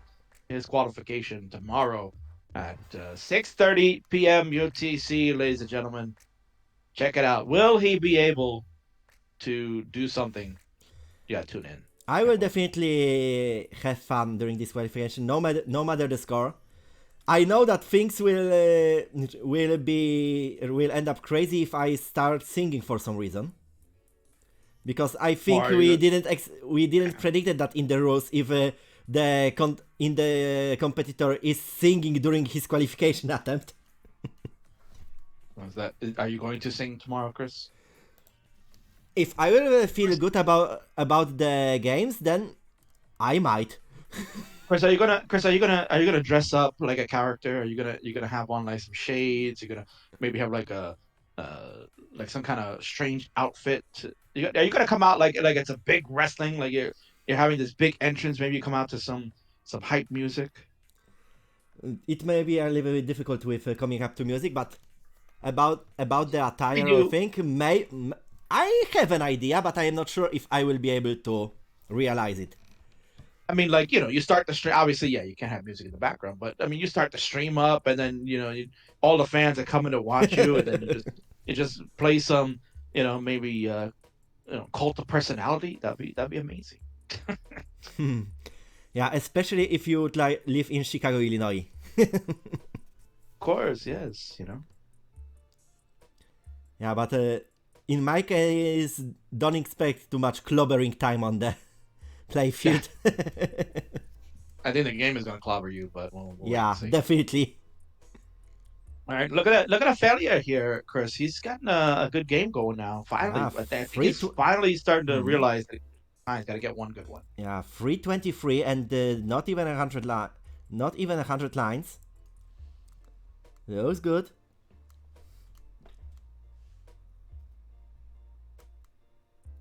Of course, Yeehaw in the chat saying we got Chris Forrest and the King.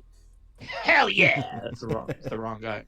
It's the wrong guy, Yeehaw. He'll be on later today. You could check. Dan Woods. So Grand Designs will be appearing here later, as well as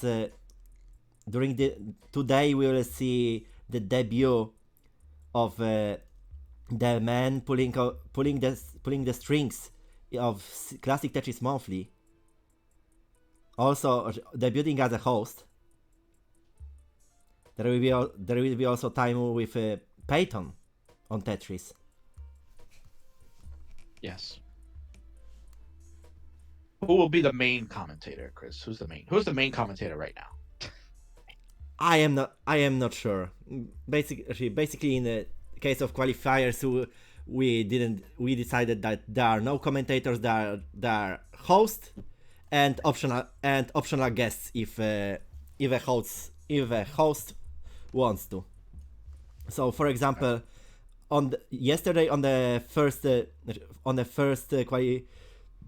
qualification stream, I was sitting up with Vince. Then on the stream when Vince was the host, he invited Chris Bidwell. There are plenty of opportunities. Of course, there's plenty of opportunities, yes. But we all know the main commentator for this stream is Mr. Chris Forrest. That's why his name is first. And unfortunately, there, Raphael, man, he had a good game going, Chris, and then just again, there's some simple mistakes. This is the time where, as a player, you'd want to probably go back and look at the game, look at the game film and see like where the mistake, because he's had some really good runs, but then he makes like this for Raphael, he makes like one or two like stacking errors where he'll make a placement for questionable placement. I mean, sometimes it'll work out, but other times, like you can see, the rest of the pieces that come don't help his stack because he makes one small error, and this is where he's getting into trouble. And obviously, it'll take some time, but I think if he looks back at the game film, he takes a look at some of these runs where he had a good score going into transition, he'll see where the mistakes are made. He's going to improve on that. I really like Raphael. He's doing a really nice job today. He has most certainly done a very good 500 score, which is beating most of his, as I mentioned, he participates in the Latam Mufado scene for those tournaments, and he's usually in like the mid 400, so he's past that. He's past that. So there's a small victory being given to him with 7 minutes left. This is it.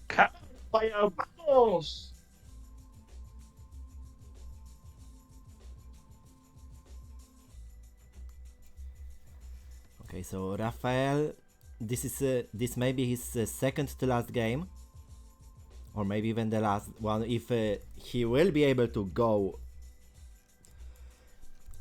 deep into level 19.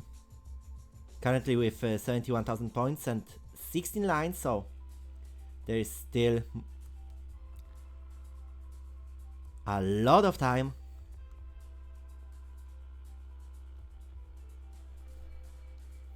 A lot of people in the chat looking for some of their favorite players that they're, they don't see them on the qual sheet here, Chris. I know there's a few players that have not submitted a time yet for sign up, so you'll probably see a couple of more names throughout the week. I know that some people decided to not take part.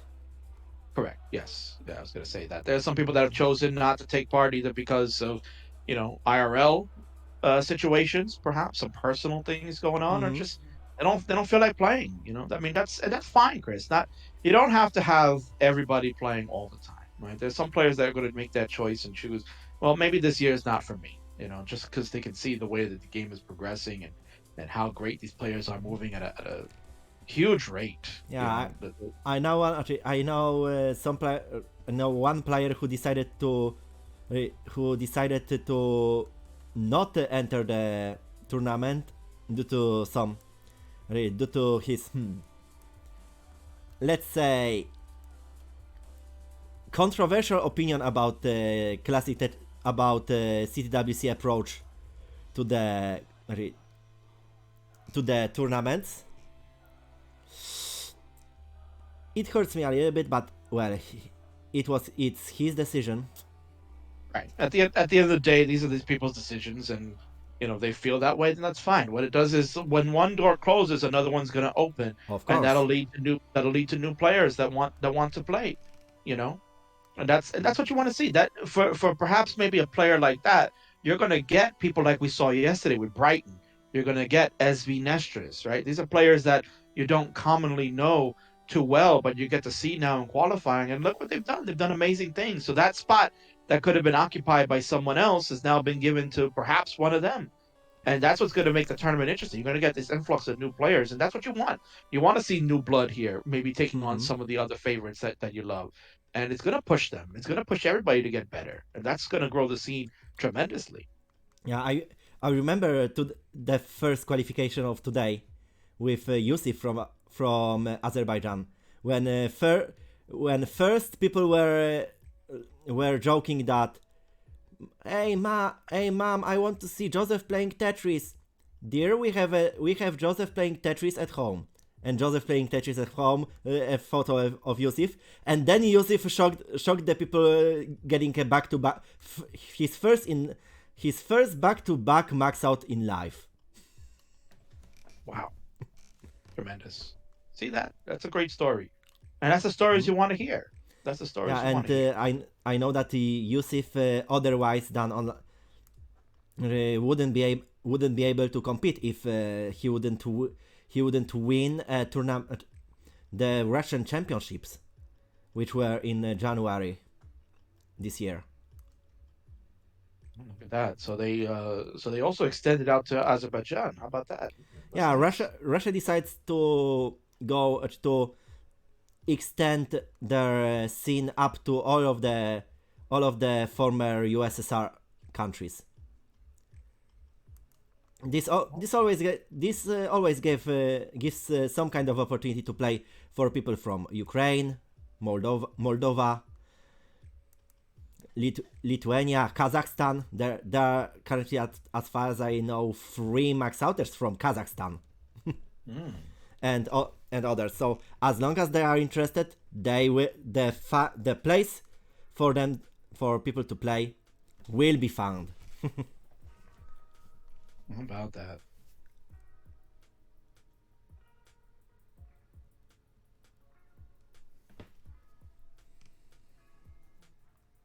Somebody asking, is Jordan the #1 DAS player right now? No. Yes. Right now, if we're talking about standings in the qualification, there, Mr. Valor at the number 6 spot with 3 max outs is the highest DAS player seat. Yes. Everybody else there is either roll or tap. Followed then the next dusters will be Jordan, Heps, and then Eliwa. Yes.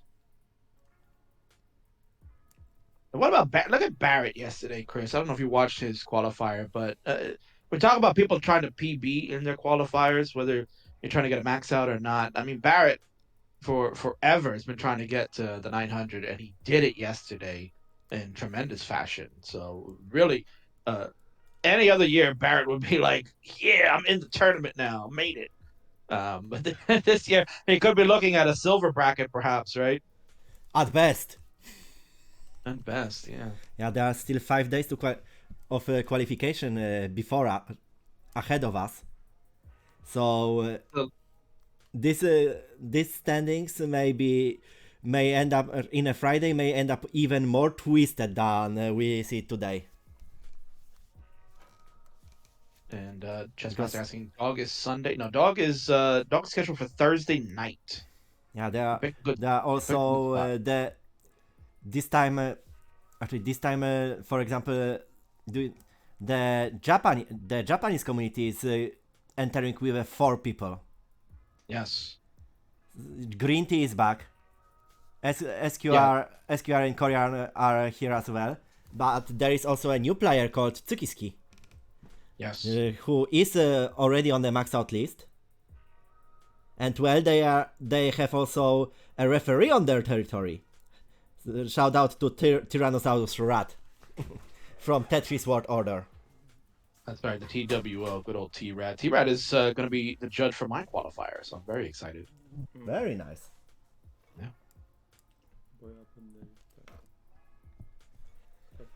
So Rafael with 346 and 20 lines to transition.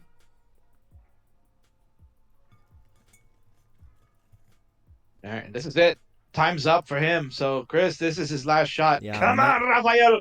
Now or never. Vamos, Rafael. This is it, buddy. Vamos, vamos!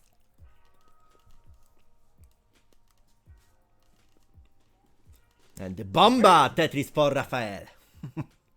Yeah, where is Latam, man? Latam, ¿dónde estás? This is the time you're supposed to be rooting on Rafael. They have disappeared. Come on, Latam, vamos!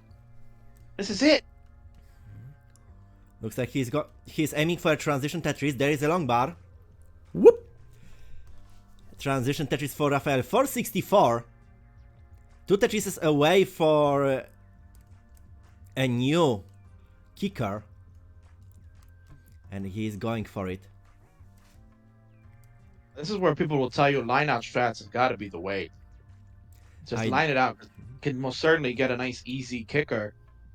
But just gotta be careful. One mistake here with Das, and it could be over. That's right. That's definitely right here.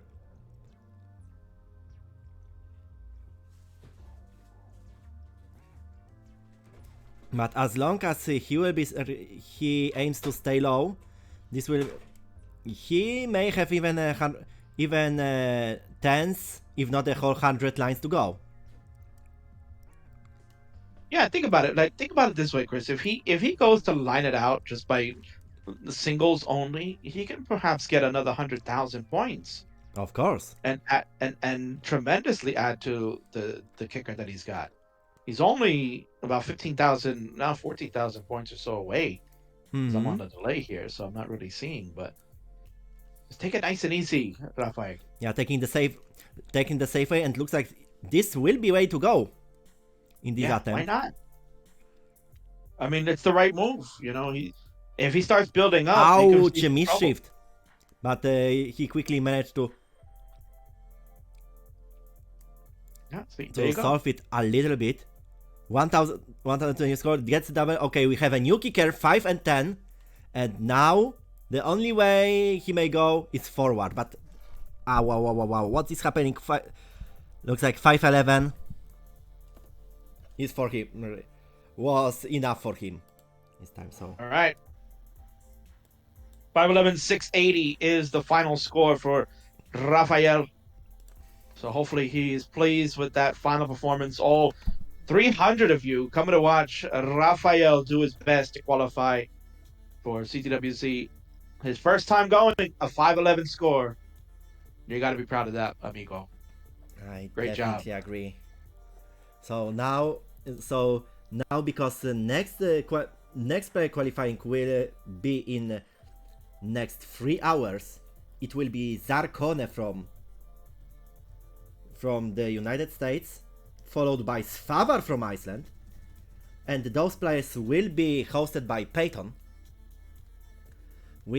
I think, King, who is now streaming Tetris? Who could be a player which we will be able to make a nice surprise with a huge raid? Of course, who should we raid? There's nobody else better to get raided than someone who is an all-star in the community, someone that is simply a top-tier player, in my opinion. Why not? Let's go watch Dan Vinky, the Kingsman guy, over at... No, I'm kidding. Of course, we should go watch Corion. He's warming up, baby. Corion is there. He's telling, shush the crowd. He is warming up as he prepares for his qualifying this week. The world wants to see Corion. Corion.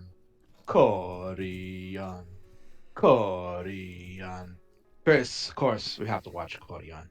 So, as the man in himself said in case of his advices to Tetris 99, do it!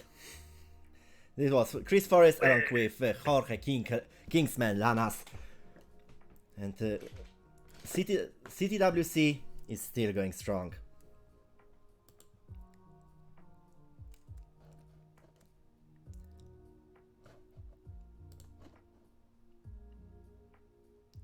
All right, thanks for having me, Chris.